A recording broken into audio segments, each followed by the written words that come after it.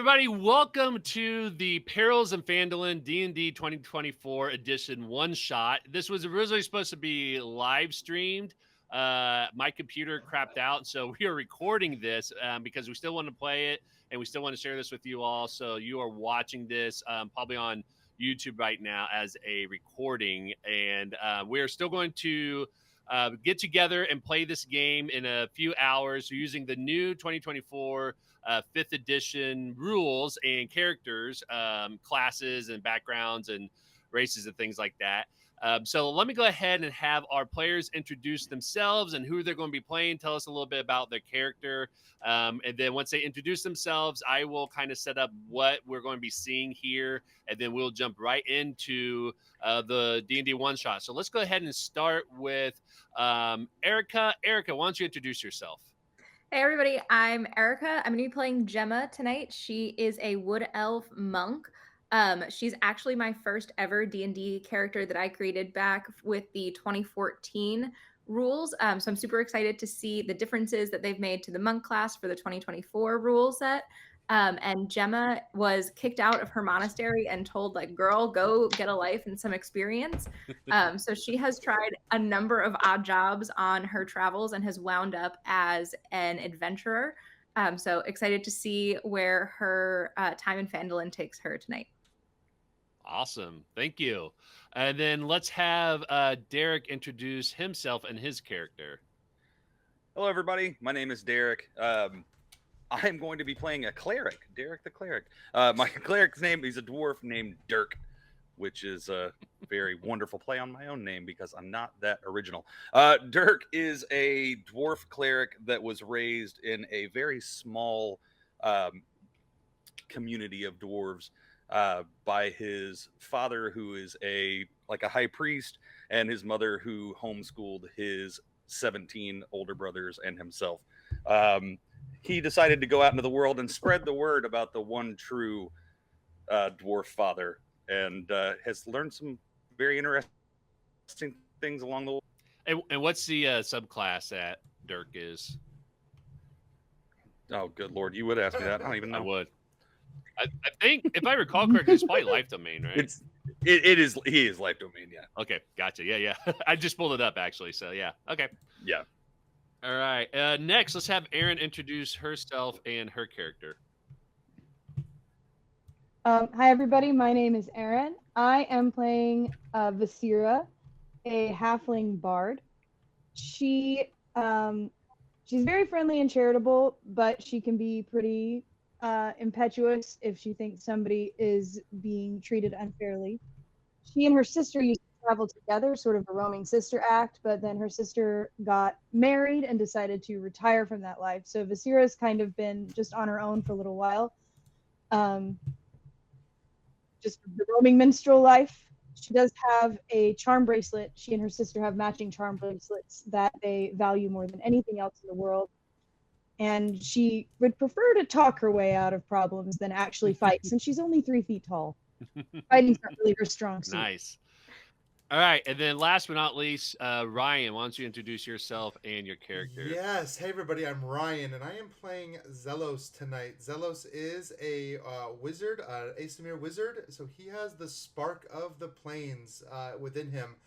He is royal born. He was born to the royalty of Luskan, and that royal heritage is kind of passed down, and they have, the celestial spark within them, yada, yada, yada. But he's also a wizard and studied at the Tower of the Arcane in Luskan, graduated from that tower, and now he's out in the world. So I don't know if you know the Arcane Brotherhood, but they are kind of a mysterious, shadowy wizard organization that wants to kind of groom young royals into helping them take over the world. So, we'll see how that plays out. So he's been sent out, kind of like Gemma, kind of sent out after graduation to find his place in the world and learn some useful skills and not just be a trust fund kid. So and Xelos is Abjur subclass, yes, correct? That's correct. Okay, awesome. And then I think ERIKA and ERIN, you yeah, I know the Blade Singer, yeah. Singer, yeah. Yeah. And Eric and Aaron, I think you said your subclasses as well too, if I remember correctly, right? I didn't, but she's the College of Glamour. Okay. I can't Glamour. remember if I did either, but she's Yeah. Warrior of Mercy. Okay. Cool. Awesome. Thank you. Yeah. So that way, anyone who's following at home, they can kind of they know what specific subclass you're playing, because everybody will be playing a level 5 character tonight, which means that at this point, everybody has picked a subclass. Level 5 tends to be where things get a little bit more interesting and a little bit more powerful for the characters. And we are going to be doing a one-shot based off of a chapter from the adventure book called Phandelver Below, the Shattered Obelisk, which is known for taking the Lost Mine of Phandelver that was created in 2014 when the 5th edition rules came out, and kind of expanded on it. And one of the things that the Dungeons and Dragons team have said about the new 2024 edition is that it is backwards compatible, meaning that you can take these rules and these characters that you built with 2024 and play them in the pre-existing adventures that were created for 5th edition as well. So we're going to test that out a little bit by doing this specific chapter from Phandelver and Below, because this is for, at this point in that story, all the characters at level 5. And for the most part, I will say this, that everybody here who created a character, they've used just the 2024 rules. None of the subclasses or special abilities or spells or anything are from any other source. This is just the 2024 rules edition. So no third-party content or anything like that. The only caveat to that is I allowed everybody to pick a common item, an uncommon item, and a rare item, but apparently the player's handbook did not have those things that players can choose from. So I did have to enable the Dungeon Master's Guide from 2014 to allow people to pick some of those items. So that's going to be a little bit of a change. And then there's going to be just some slight tweaks that I made for this one shot as well too. And what we're going to do is, since everybody here has been gracious enough to join tonight's one shot to play, everybody will be able to start off with heroic inspiration, which is one of the new things that they've done in 2024 Dungeons and Dragons. So in 2014 Rules Edition, if you had inspiration, what that allowed you to do is to determine ahead of time that you can expend that to roll with advantage for specific roles. So I think it was maybe attack rolls and ability checks, but it wasn't for any sort of role. It was like specific things. For 2024, now they change it to where you don't have to declare ahead of time to roll as advantage, but it counts as a reroll, and you can reroll the die for anything. So it could be attack, it could be initiative roll, it could be for damage. If you roll the dice, you can use that heroic inspiration to reroll it. Basically, you have to take the new roll. But yeah, so everybody will start off with that, so that way you can use that, and we can see how that works with this one shot here. So. All right. Everybody ready to play Perils and Phandalin? Let's do it. Awesome. Yes, let's get out of Okay. peril. Yep.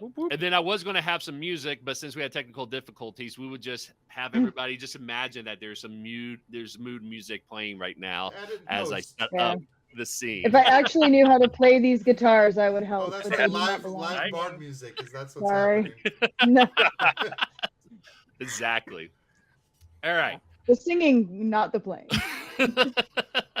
And Erin's a wonderful singer, by the way, for people to know. Like, she's truly like a bard in real life. So, all right. So, you all have spent the last few months together on quite a journey so far. What started out as a simple request to transport food and mining goods for your friend Gundren Rockseeker turned into a wild adventure that involved a lot of interesting characters. During this adventure, you had made a stop in a town called Phandalin, where you gathered supplies, clues, and rid the town of a ruthless gang that called themselves the Red Brand Ruffians. You learned that they were a part of a criminal web that was being masterminded by a powerful foe that called themselves the Black Spider. You all decided to put a stop to him once and for all. After defeating the Black Spider, you all decided to return to Phandalin to share the good news. You were expecting to come back to a nice, calm town that you remembered it as you left, but that is not what happens. And so we will change the scene here on our virtual tabletop. and everybody should be able to see their Ooh. characters and a new scene here. So now we're at a specific place in Phandalin. As you approach, you hear the rumbling of an agitated crowd greeting your journey back into town. It takes only a moment to locate the source of this cacophony, the home of Town Master Harbin Wester. A gaggle of townsfolk has gathered, some shouting for Harbin to come outside, and others decrying his leadership. A few individuals in the crowd display minor injuries, and all seem really anxious and frustrated. Now, at this point, we're going to have our first roll of the one shot. Everybody can give me a perception check. Oh, an active perception.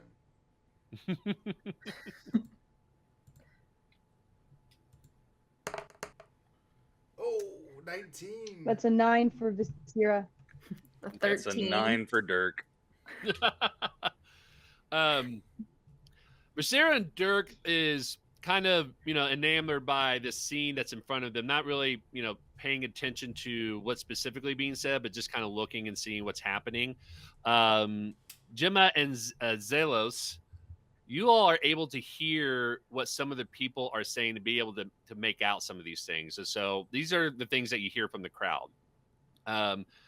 You're able to discern that a halfling woman is complaining and yelling, "I thought the red brands were bad, but at least they never smashed the bar. Who does that?" You hear a human miner shouts, "The exchange is falling over and some of my friends are missing." You hear an annoyed elf man in a baker's apron says, "If I see one more of those gremlins come near my shop, I'm hitting them with a rolling pin. I can't take it." A frazzled human woman soothes the toddler in her arms as she says, "It'll be all right. We just can't play outside after sundown, okay?"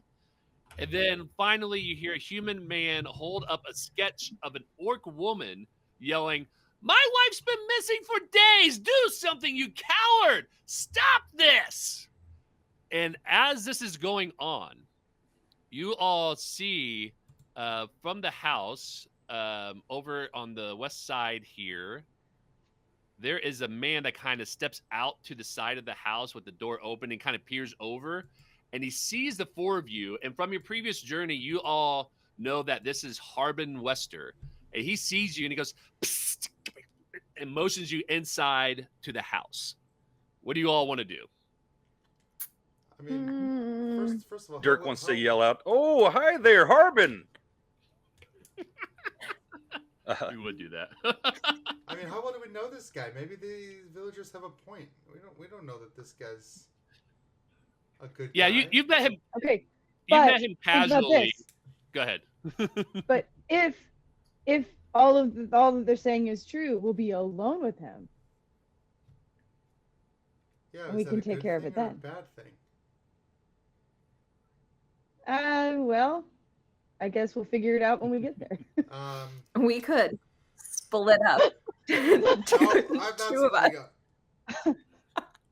If he's actually, I'm probably gonna go. I'm a curious person by nature. If he's like giving me the come on, like I'm gonna look around a little nervously at what everyone else is doing, but like, yeah, Xelos is just gonna like start making his way.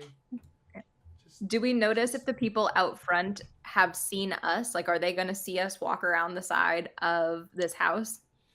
They have not seen you all because you're coming from this direction. They're all kind of focused on yelling at the house, that they're not really looking around right now. They're trying to get Harbin to come out through the front door to respond to them. Okay. So no one's seen you yet. No. Cool. I'm going to like use the bushes as cover and try to I'm watching this happen, by the way. I'm like, what? I walked around the trees. I'm watching Gemma like crawl through. There's poison ivy probably in there. It's okay. And bugs. No one's gonna see me. All right, well, Gemma's got our back. She can hop out of the bushes if something goes wrong. Yeah. I'll hang back here in the bushes.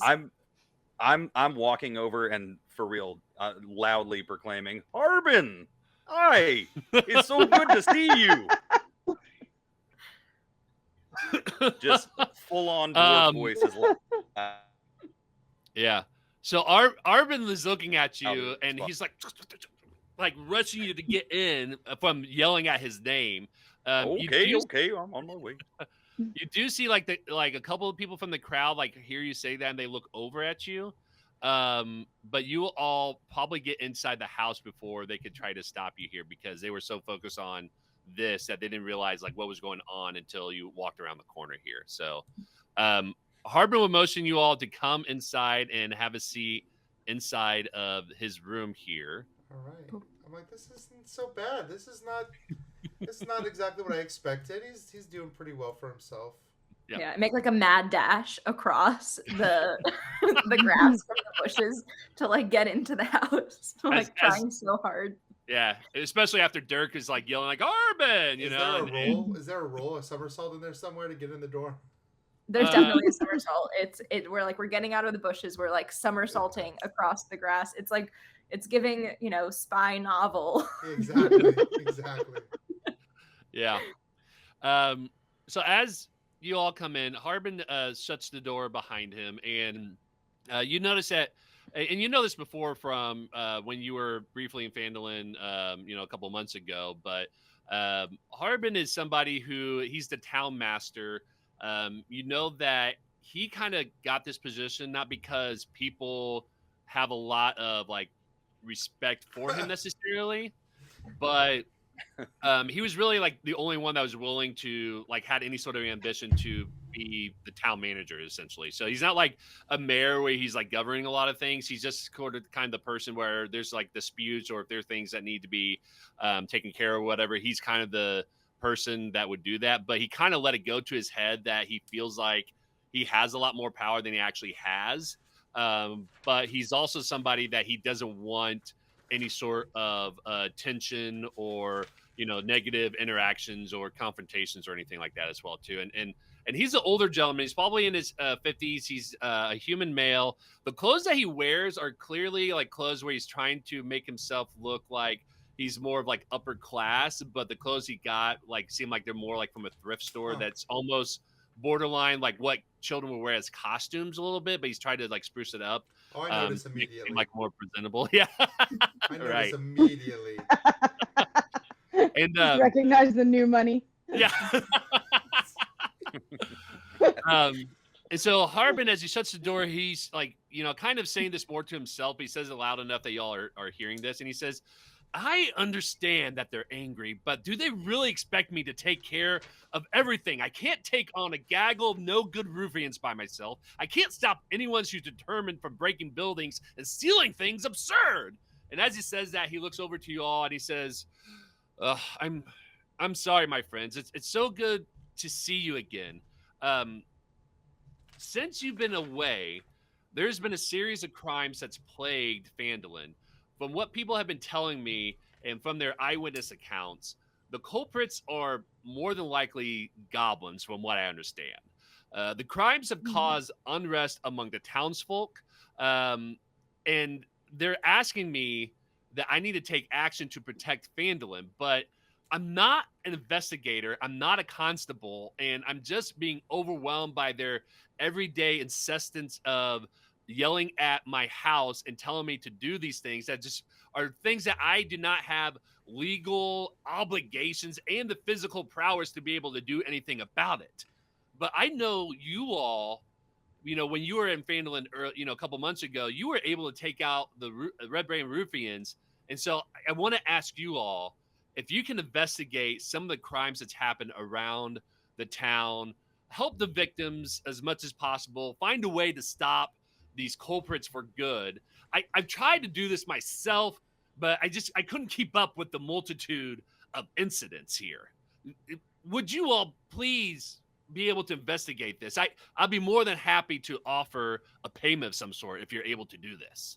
I mean, yeah, some goblins, we've like taken those out before. Mm-hmm. Yeah, but first things first. So just to be clear, you're not responsible for any of the things they said.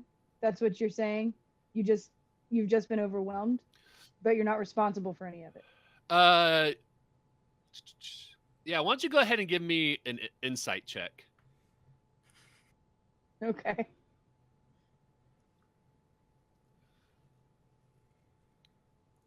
That's a nat one. Oh no. Yeah, he looks at you and Do you he hear what I said? says, Okay. he says, look, I'm just overwhelmed. I'm not responsible for any of the things that that has happened. I'm not responsible for any of the things that they're accusing me of or anything like that. Like, I'm trying, but I'm only one person that's managing this town right now. Okay, sure, but listen. Okay. And Vasira sheathes her dagger. I mean, you kind of are responsible for what happens in this town. I mean, you're like the mayor. You're like running this place. The buck stops with you. You understand that you have a responsibility to the people of this town to protect them, to take care of them, which is what you're not doing here. So if you really are the upstanding mayor that you have said you are, then it's very important for you to take care of these people. And since it's so important, and since we are here, and since you are a wealthy, wealthy person, I think you could spend quite a bit of money to make this problem go away. And I think you should. I think it is your responsibility to do that. No matter the cost. He says, first of all, I'm not a mayor. I'm a town master. Two completely different things. Let's get that straight. He says, yes, I know I had that responsibility to protect them, which is why I'm hiring you all to go investigate and try to do something about this. So if you accept this, I will go tell the people right now, what's happening so they can start feeling better about this. This is what I'm trying to do. Everyone's asking me to do something, but no one's offering to help, which is why I want to hire you all to do this. But to your point, I am happy to pay you all 200 gold pieces each to do this, 50 gold pieces up front. And then once you finish your investigation, I will give each of you the remaining 150 gold pieces after that. How does that sound? It's a premium service. It comes with a premium price. Is that really all your people are valued to you? That's it? 800 gold pieces? That's the value you put on the happiness of your town? I'm going to try to persuade him into giving us double. Okay, go ahead and give me a persuasion check. All right, let's do it. Let's see what happens here. 16. Okay. With that 16, it'll say, you know what?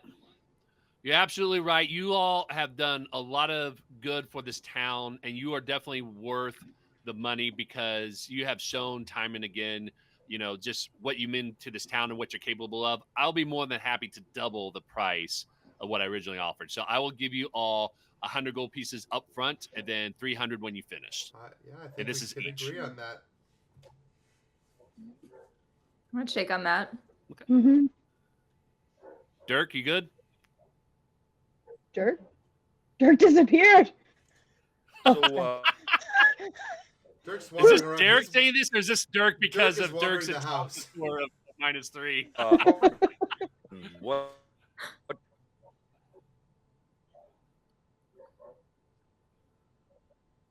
We find Dirk in one of the beds fast asleep. Our help with? Yeah.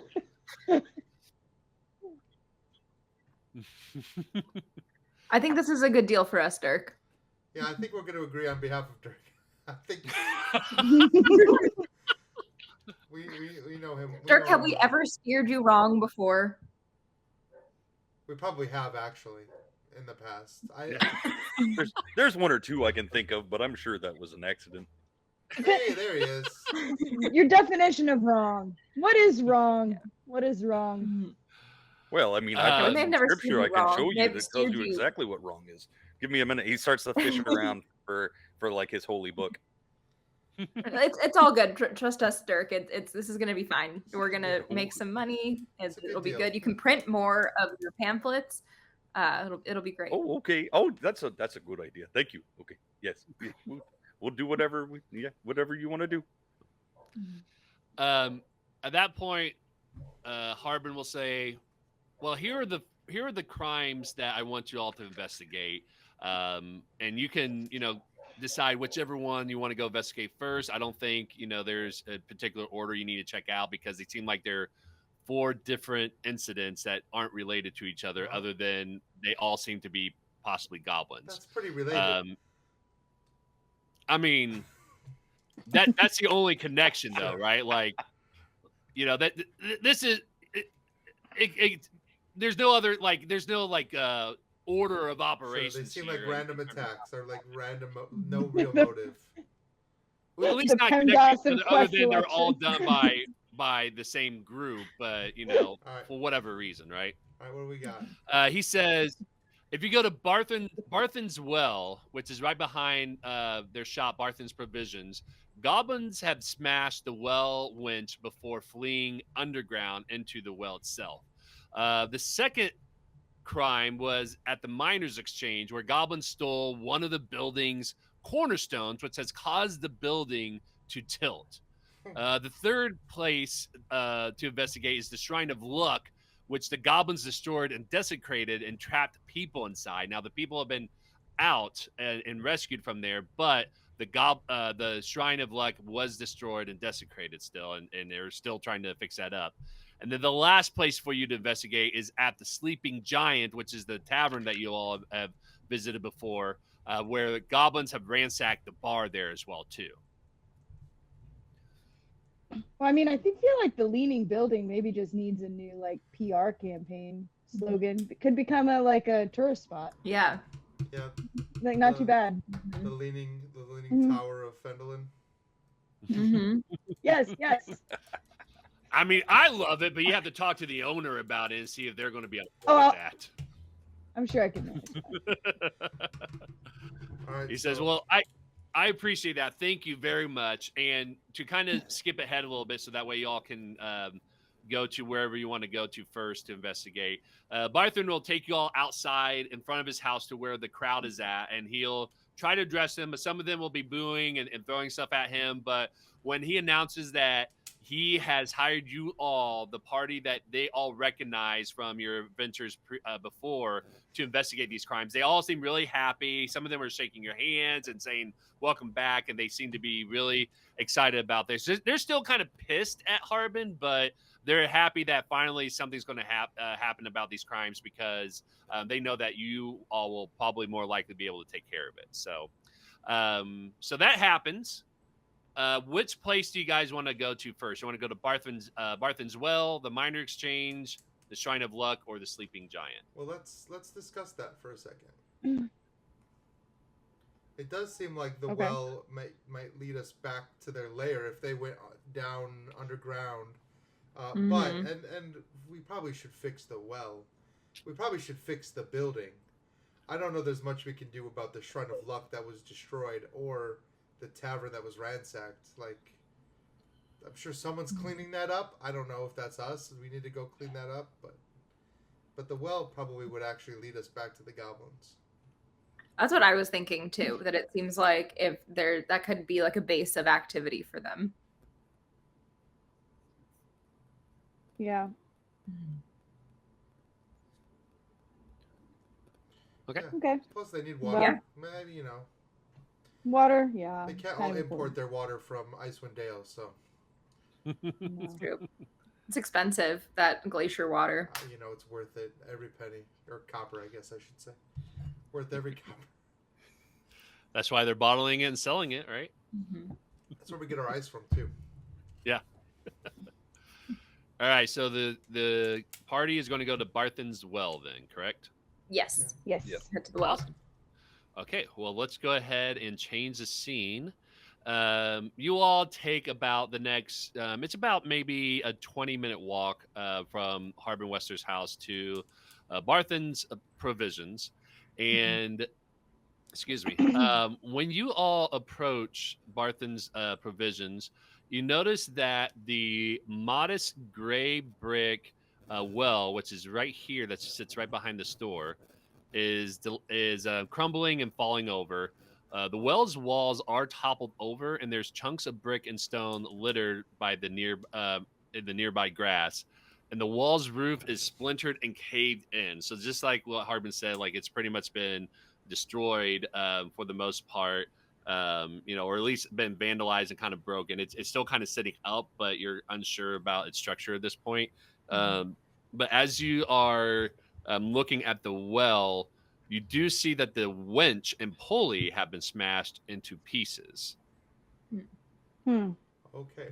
Well, let's. And there is somebody that is kind of standing over here that seems to be walking around and kind of putting things where they need to be. And you notice that this is Arden, who's one of the store workers that works for Barthen at the store that y'all have met before when you were in Phandalin a couple months ago, and so you recognize him from before. I bet he saw something. Yeah, I'll call out to Arden as we approach, like, "Hey, Arden, how's it going? We're trying to investigate the things that have been happening around town. Did you see what happened to the well, or are you just cleaning it up?" Arden looks at you all and he's like, "Oh, you all are back!" And this is to describe Arden. He's a fast-talking teenage halfling. So, excuse me.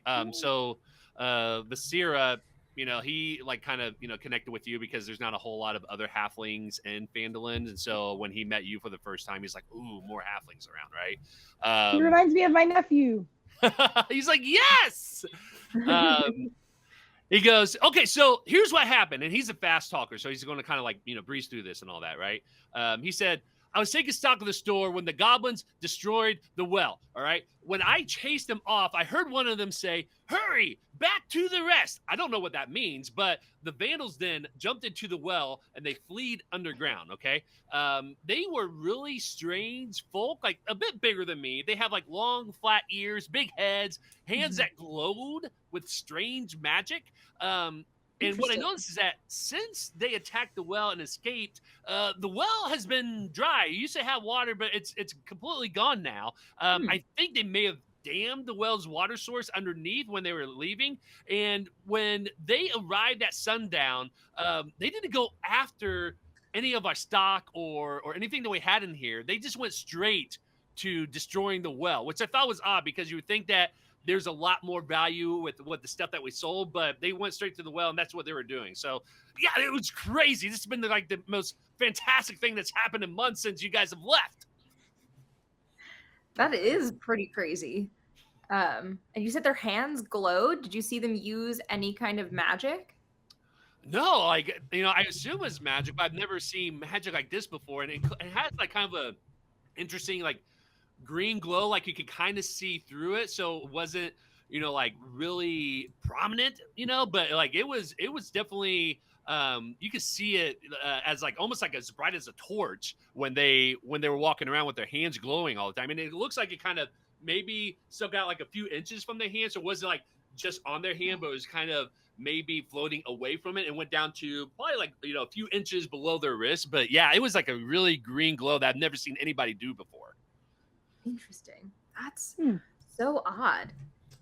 Yeah, I'm going to take a look around the crime scene. Okay. Like, this feels kind of random, so I'm wondering if they used the destruction of the well to maybe cover whatever they were really trying to do. Unless they really are just like a bunch of kids, like, just destroying things. So I like to investigate the crime scene. Okay. Go ahead and roll an investigation check. Can I help him? Yeah, you can help him. And because you're helping him, why don't you go ahead and describe how you're helping him, and then he can roll with advantage. Oh, Yeah. nice. So as you kind of survey the crime scene, I am looking around for like footprints that lead to a different direction. If there are like scratch marks in the ground or anything that they may have like left, if there were items that they were carrying from somewhere else, trying to look for like really survey the ground super well, looking for like footprints or like dropped objects. Nice. Yeah, I love that. So yeah, Ryan, you're going to be able to roll with advantage with the way that ERIKA has described how Gemma is going to be helping out there. So go ahead and roll investigation with advantage there. I did. It is a 19 was my roll. Awesome. Nice. All right. Let's see here. So with that, as you're looking around the well and investigating and kind of seeing what you can make out from what happened here, you do realize that the mechanism that was broken, you could reassemble it from the remaining pieces, but the winch drum is missing, and so you would have to figure out a way to replace that if you wanted to do that. As you are looking through this, though, you do hear kind of a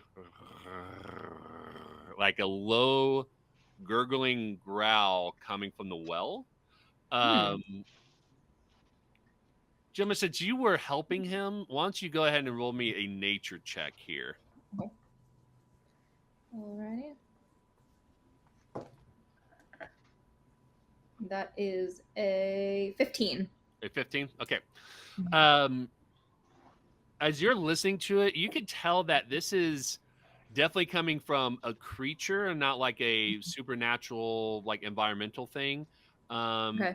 You're not sure if this is like a creature that might be sleeping or a typically aggressive creature or if it's irritated or anything like that. You're not quite sure like what kind of state it's in or if it's just, if it's like passive or active right now, basically. So yeah.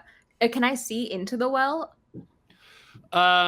You can look down into the well. From that height, I will say that when you look down, you just see kind of like a gravel ground at the bottom. There is some rope that leads down to it. If you want to climb down to the rope, you will have to give me an athletics check, which I think for you as a monk, you can use acrobatics check if I remember correctly. Is that right? Yes, I think that's correct. I also have slow fall. I turn around, so I'm not opposed to like throwing myself down there. Maybe my favorite. Right behind you. Right. Yeah, maybe my favorite monk feature is slow fall because I do enjoy just kind of like swan diving off of things. But I'll turn around to the squad and let them know, guys, I hear a like rumbling or like a weird animal noise coming from down in the well. I don't see anything down there. Do we think it's worth it to like go down? I can get down there pretty easily, but if someone can like help me back up, or like if someone's got a long enough rope that we can like tie it around my waist, like they can help like get me out of there if it's like getting really sketchy. I don't know if we think that's a good idea. I mean, they did go down there, so it's not crazy to go down there after them. Also, it's worth noting that this wasn't just a chaotic smash. They did steal something. They stole a what was it? A ball? They stole a. Let me go back up here to my notes so I can make sure they're kind of blending in for me a little bit. Piece of the wench. Yeah, they stole a piece of the winch is what it was. I don't know I don't know if they were if it's just lost or if they really intentionally stole it. I don't know if we go to these other crime scenes, maybe they've stolen something. They stole a cornerstone, we know that. Yeah, are they trying to like build something? Yeah, maybe these aren't random. Maybe they are literally getting the pieces they need to build something and making it look like it's just chaotic destruction. Yeah. I'm gonna go down there and just see. All right, let me get my rope out. This sounds like this is not the first time that this has happened, by the way. So it's probably par for the course. Yeah, this is definitely par for the course. This is like a rehearsed routine that the group has. It's very Mission Impossible. It's very Mission Impossible. I start tying like the end of Xelos's rope like a rock climber, like making a little harness like around myself, and I've knotted it. And then like you're gonna go scuba diving or off the side of the boat. I just like head in like backwards over the side of the well.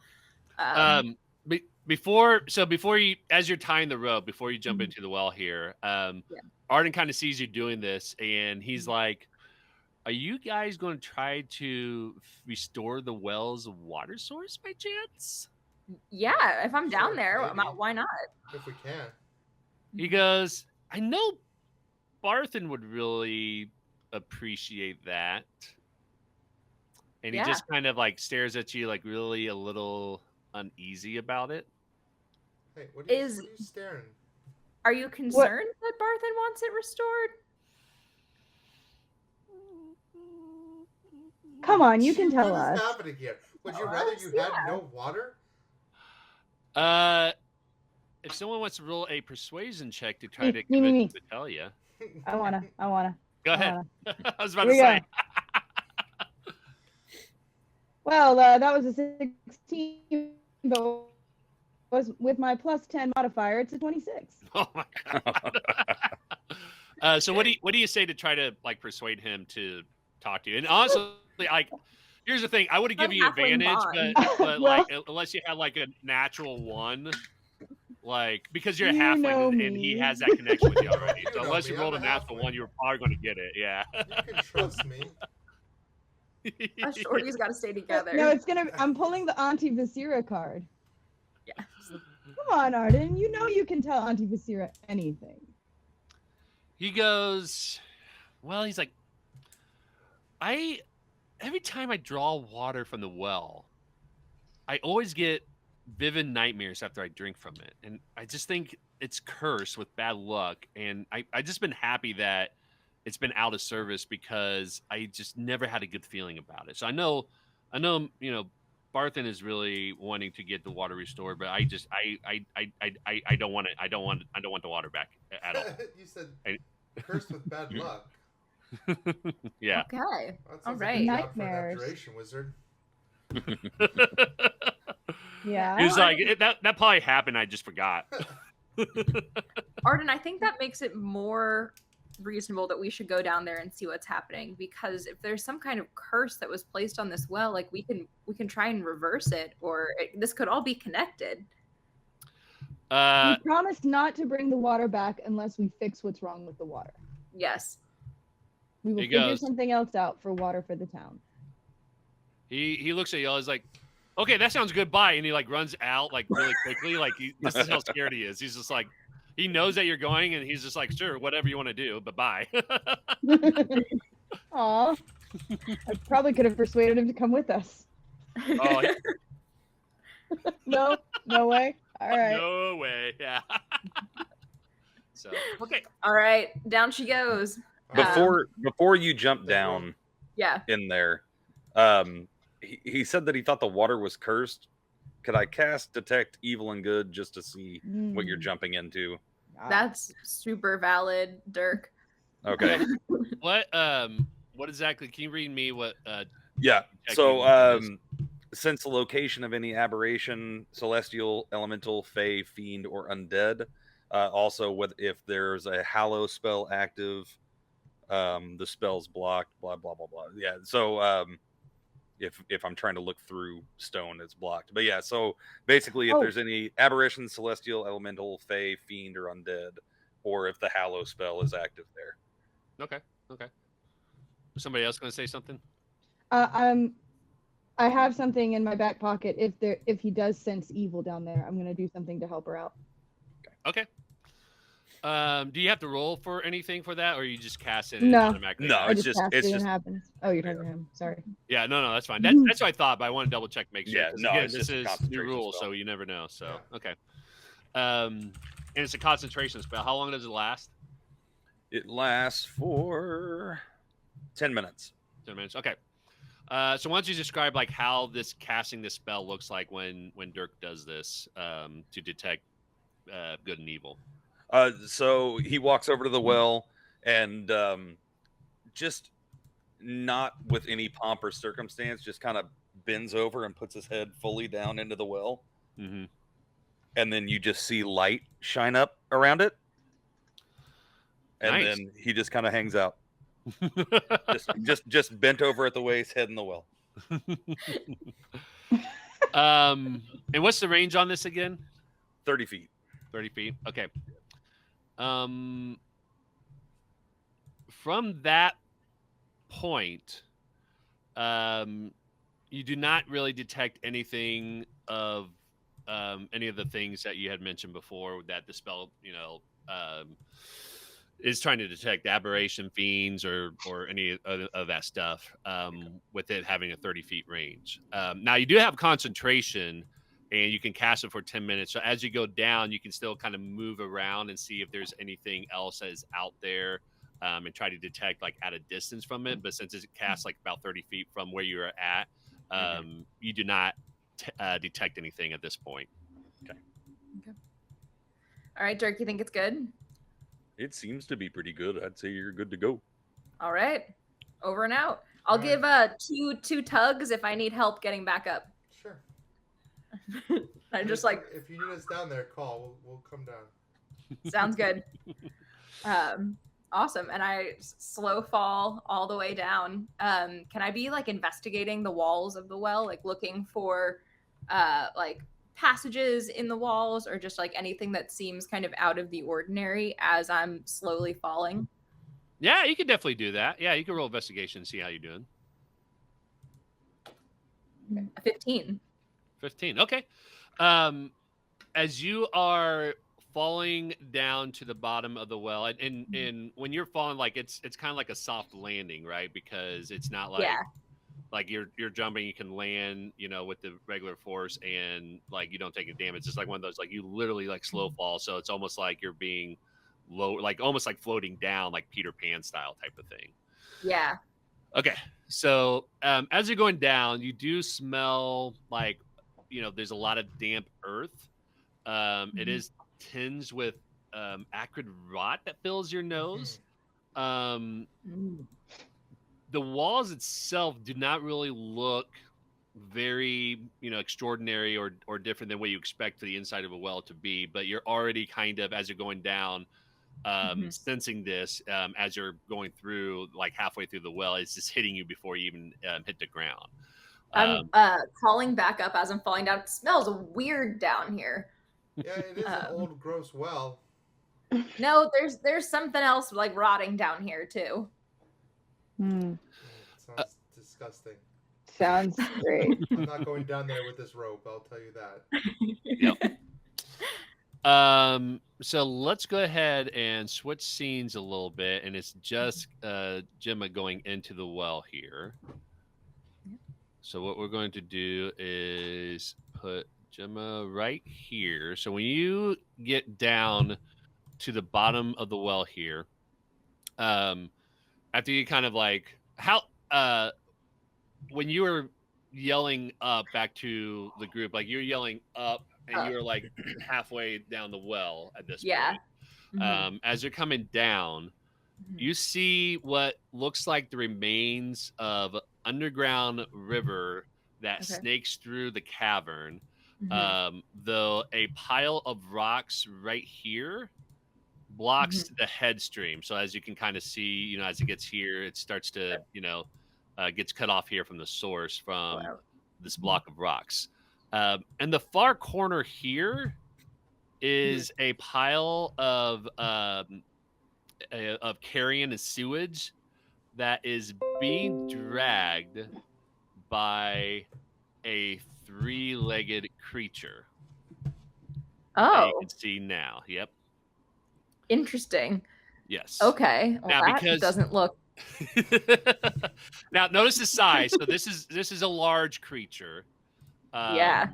And because you fell softly, it's not noticing you. So what I'm going to do is I'm going to kind of switch it like this, so that way it's kind of Looking facing away. like more like this way. Yeah. So it doesn't see you because it's facing the trash, as it's kind of like gobbling through it and everything like that.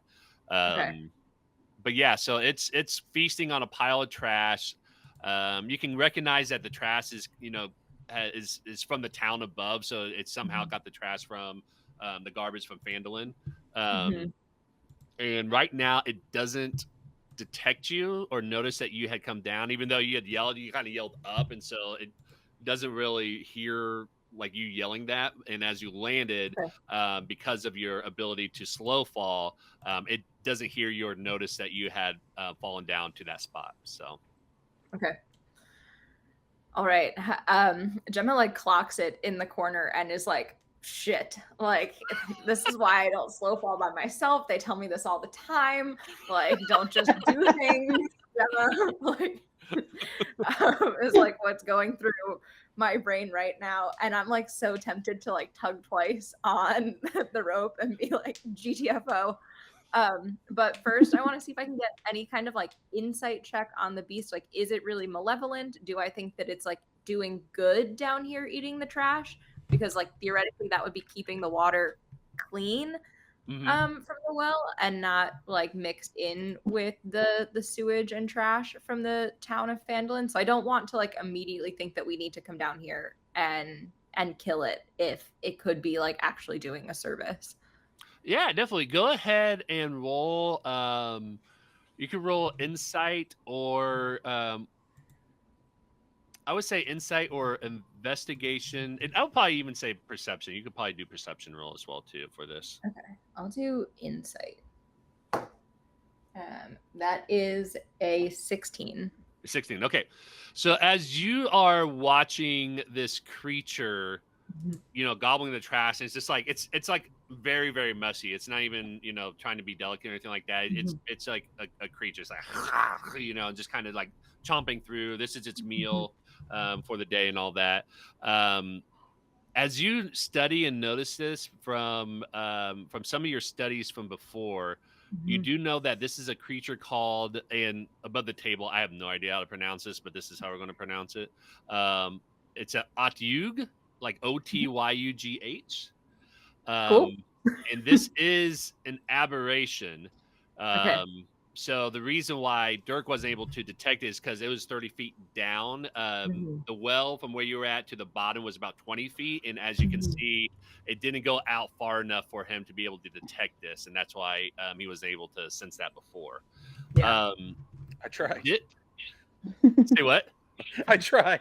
Honestly, like I was like, oh, this is really cool. But when you describe it, it's like, yeah, it's not going to like get far enough to be able to do that, unless you went down. That's why I was kind of like, maybe if you went down, you could notice it, right?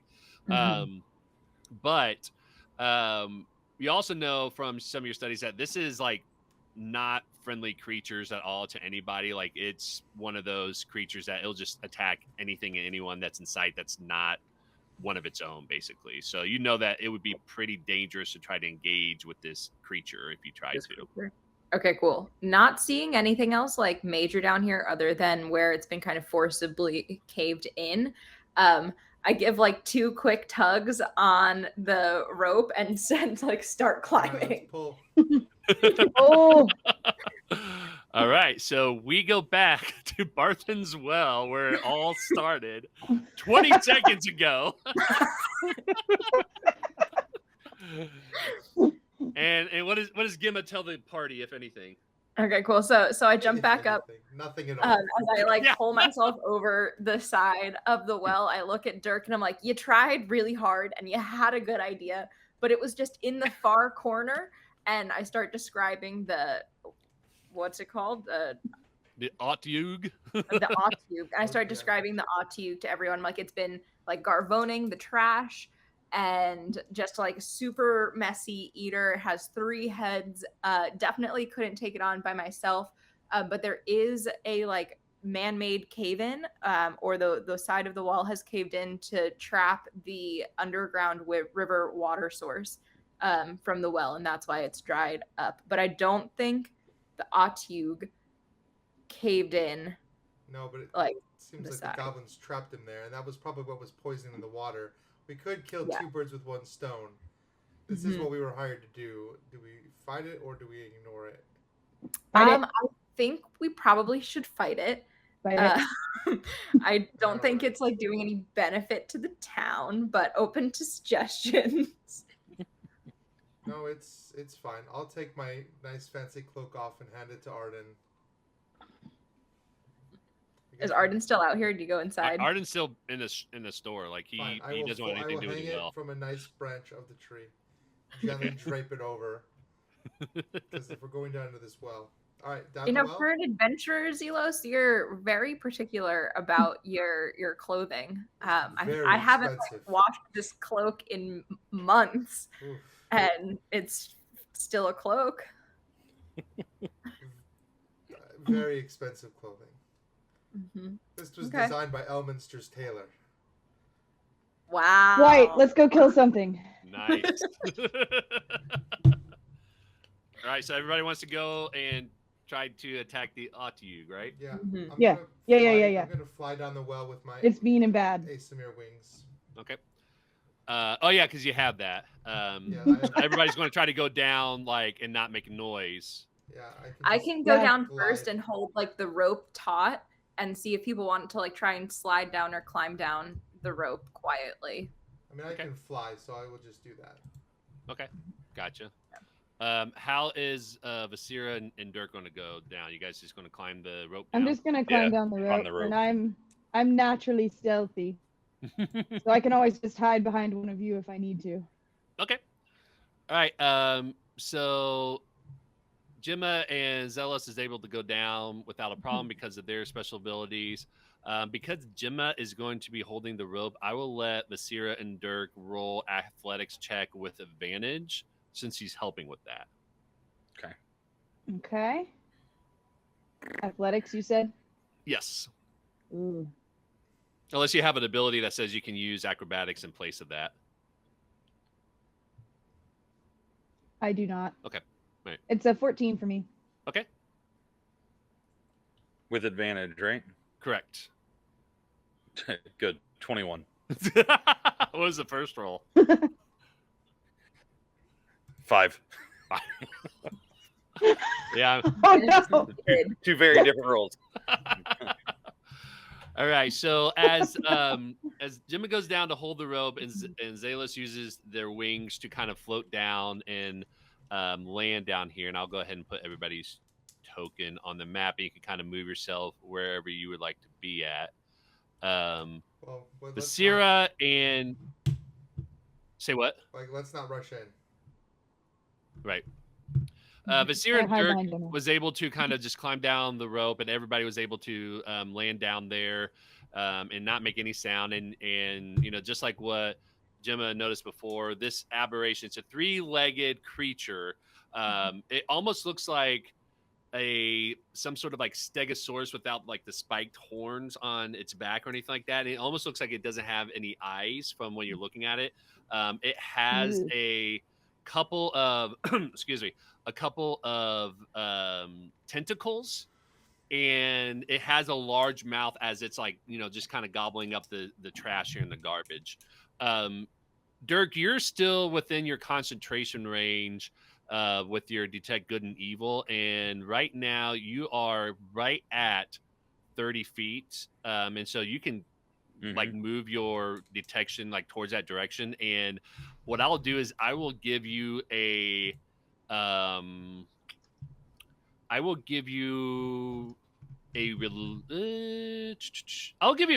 roll. I'll do that since this is kind of where the source of your detect good and evil is coming from as a cleric. I'll let you roll a religious roll to see if you can get more insight on the on this creature. If your insight is higher, you can roll insight, but my guess is religious is probably higher. Is that right? Actually, insight is higher. Okay, then go ahead and roll insight on that then, and I'll let you do that. Jesus. With a +6, I rolled a 9. Oh, nice. You do have your heroic inspiration if you want to use 9. it and re-roll it. I mean, yeah, he's dumb. He'll roll it twice. Yeah, that's a little better. 17. Oh, that's better. Yeah. 17. Okay. That is better. And that's 17. Yeah, that is better. That's good enough.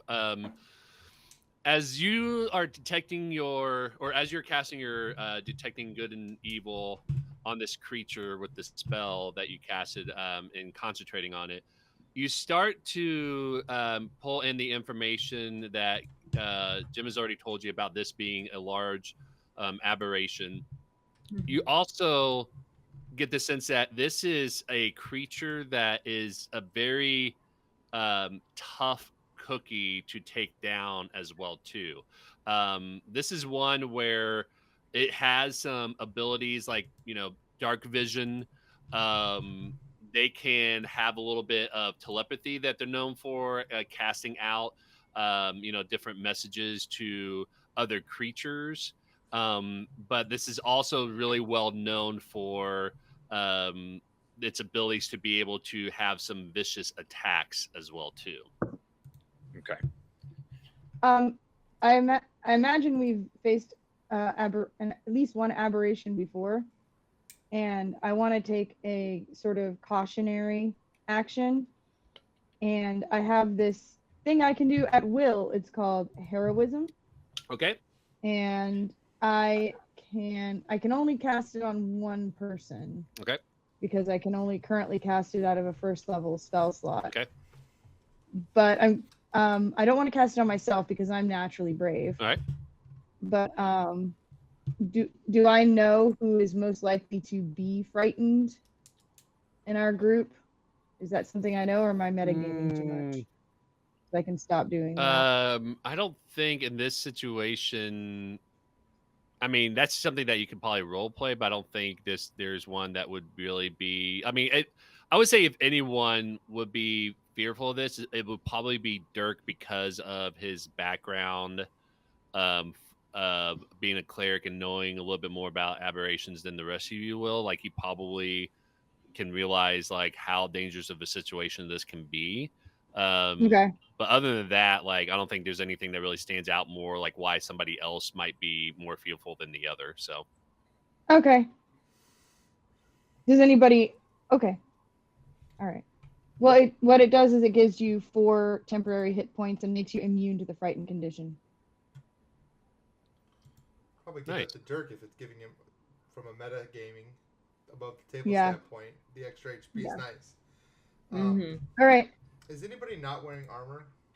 I'm not wearing armor. Okay, I'm gonna give you mage armor then before we get into the fight. Hey. I'm not either. Oh, neither one of you are? No. That's okay. Does mage armor Okay. give me a like a certain bonus Yeah, to it my It AC? turns your AC to 13 plus dex. So if that's not better than what you've got now, then I won't do it. But you probably have a high dex modifier. I have a pretty good dex, and I took like a cloak of protection as my magic item to try and get my AC a little higher. Let me see. Well, I mean, I'm sorry. I was just thinking heroism. Because I have the Fey touched feat, I can cast it at will. So I guess I could cast it on everybody, On and everybody gets 4 That's true. temporary I health points, Don't. and is immune to being frightened. Is that game breaking? I mean, I don't. Not for this. I don't think so. Like, I don't have a problem with doing that. Yeah. All right. 4 temporary HP. Yeah, everybody take your 4 temporary health points and your immunity to being frightened.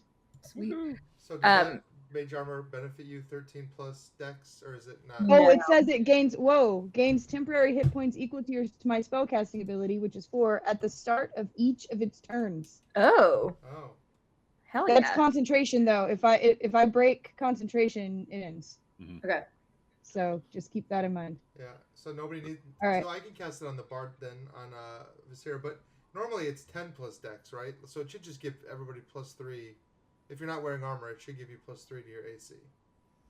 Cool. I made a mistake and I wore armor. I don't know why I'm wearing armor. That was the item you said we could take an item. I was like, oh, I'll put armor on, but I don't really need it because I could have just cast mage armor on myself. Right. Yeah. But I mean, I guess you save like a spell slot by doing I that. do So say, and it's slightly higher. It's 1 higher AC, and it's a special. You can wear it even as a wizard. So nice. yeah. So All right, those two. so Go ahead. I was just gonna say I don't think they get the 4 health points now. I think if we enter combat, they get the health points each time they start a turn. Okay, that's Okay. fine. Okay. Okay. Yeah. Good to know. And then I do want to get one more thing ready. Derk, since you're going to be probably running in there and smashing this thing, as I think we know you do, is your weapon a magical weapon? Yes. Oh, it is already. Okay. Yeah. Well, all of my spells are useless. So my magic weapon only works on a non-magical weapon. So Oh, gotcha. Yeah, yeah. if anybody has a non-magical weapon, or do we all take I magical do. weapons? I've got daggers. I can't remember if my fists are considered magic weapons or not. But That's like Bruce Lee level stuff right there. Got my my mitts. weapon on your fist. Can I do that? but if I'm using them as my weapon and they're not magical, can they become magic weapons? I want to know the answer to this. I do Yeah, too. That's a really good question. I'm going to see if I can figure out. I really want to know. Let's see here. So I'm going to look up in the. So the nice thing about the player's handbook for 2024 is it has like a rules glossary that you can like go and check out like in a section at the end of the book, which a lot of people have said they really enjoyed that. That's really Um, nice. Yeah, and like honestly, like looking through, I was like, oh, this is like really good to like go back, like find it instead of like trying to figure out like where it might be. You can just go straight to it. I think This says a weapon, specifically says weapon is in the glossary. It says a weapon is an object that is in the simple or martial weapon category. right, Aw. but isn't there a thing with the monk? I can use my fist in place of my monk weapon, Yeah. which is like a martial weapon. And so I don't know if then that make like by the transitive property of weapon usage, does that make my fist martial weapon? We're gaming the game. I think so. A monk, it's a weapon strike with the monk fists, and it counts as a weapon for all intents and purposes. I think except for actually being a weapon. It says. So you get all, like if it says if you made a weapon attack, you get the benefit as if you made a weapon attack, which is kind of cool. Yeah. The monk, honestly, the monk got a lot of great upgrades in this book that everybody's been talking about. It got probably the most improvement of all the classes. I'm really excited to use the deflect attacks because like that's so much better than deflect missiles. That it's like sounds almost awesome. Deflect, Yeah. And like I love that. That's such like a wuxia kind of like move where you're just like knocking the weapon. Yes. Yeah, it's so cool. So cool. So I think rules as written, unarmed strikes are not considered, like fists are not considered weapons. Okay, fine. Yeah. I think it'd be cool to have like glowing hands as like weapons and stuff like that. But I think could you imagine like just walking over to your wizard and they just like bless your hands? That's all I wanted to do. It's like Gambit charging Wolverine's claws. That's all I ever wanted to do. Exactly.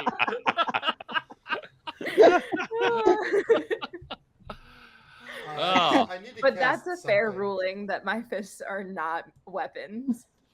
I need to cast something to get my shield, to get my abjuration shield. That's why I'm trying to so hard. So I would just cast magic weapon on the dagger. Okay. So that gives you +1 to attack and damage rolls, and it gives me my arcane ward, which gives me 14 temporary hit points. Ooh, nice. Yeah. Well, less squishy. Yeah, I can actually get in there and fight with my quarterstaff. Is any of the spells that you guys cast has a verbal component to it? Yes. Yes. So why don't you go ahead and roll a stealth check for me. But we were also just talking as well. Quite a lot. So quite a bit with each other. Yeah, I mean you were. So like at this point, yeah, I mean this is just going to see like if pretty much if the creature knows you or not from the talking and stuff like that. Okay. And what was Vasira's? I'm sorry. 1 second. I had to turn off my advantage. All right. Oh, that's fine. Yeah. My bad. All right. Stealth. It is 8. Ooh. Okay. I'm gonna use my heroic inspiration there. Okay. All right. I'm gonna roll that again. Okay. It's got to be better than 8, right? It's got to be. Hopefully. Gotta be. And it is. It's a 9. It's a 9. So it's better than an 8. Yep.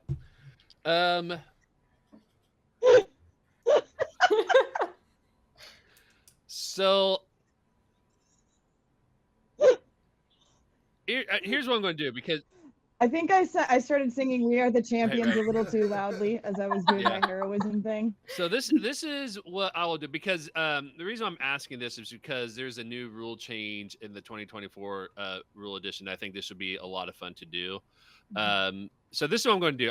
I'm actually Erin, you can take that heroic inspiration back and hold on to it. I'm going to say that the DC class was actually low enough for this because you all, have been pretty creative in how you're doing this so far and thinking about strategy and everything like that. You all, because you all figure out the way to come down very quietly, sneakily, and this is happening and everything like that. You made this plan. You're not drawing its attention. It's still rummaging through the trash and everything. you all are going to be able to surprise the creature. Now, Nice. this is where the rule change comes in. So 2014, you had to compare your stealth versus the target's like passive perception, and if it's higher, then you get to have like a free round of attack, right? Mhm. In 2024, they change it to where pretty much the DM gets to decide if somebody's surprised or not. And if they are surprised, then they have to roll initiative at disadvantage. So that's what we're going to do here is we're going to have everybody roll for initiative. And I'm going to roll for disadvantage for the Atyug here. So, Derek? Before we roll initiative, I want to drop concentration on detect evil and good. Okay. And I'm going to cast resistance on Gemma? Gemma or Gemma? Gemma. Gemma, okay. Making sure. Oh, I was probably saying it wrong all the time. I'm sorry. It's fine. But anyway, resistance to bludgeoning damage for 1 minute. Sweet. Awesome. Thank you. Yeah. Awesome. Okay. So you'll it's not normal resistance, like you'll reduce any damage by 1d4 once per turn. Awesome. Okay, cool. So basically for your first turn, you'll have resistance to bludgeoning damage if it attacks you. Cool. That's great. Hey, don't forget at the start of your turn to add 4 temporary hit points. Yes. I did it Until That is my baller. concentration is broken. That is Until really my baller. concentration is broken. Yep. Yeah. I have 18 temporary HP right now. Dang. Are you able to like stack sources? Yep. The ward. Okay. This thing I can. This Oh, is, with your ability, you can. Okay, got it. my abjuration ward is like a magical shield that, like, it makes me glow a little bit.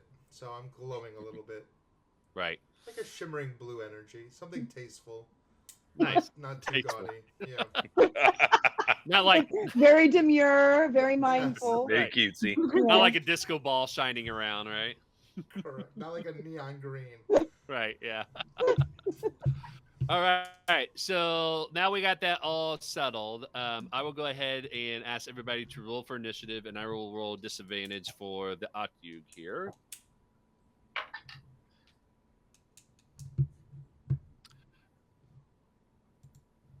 And then Ooh.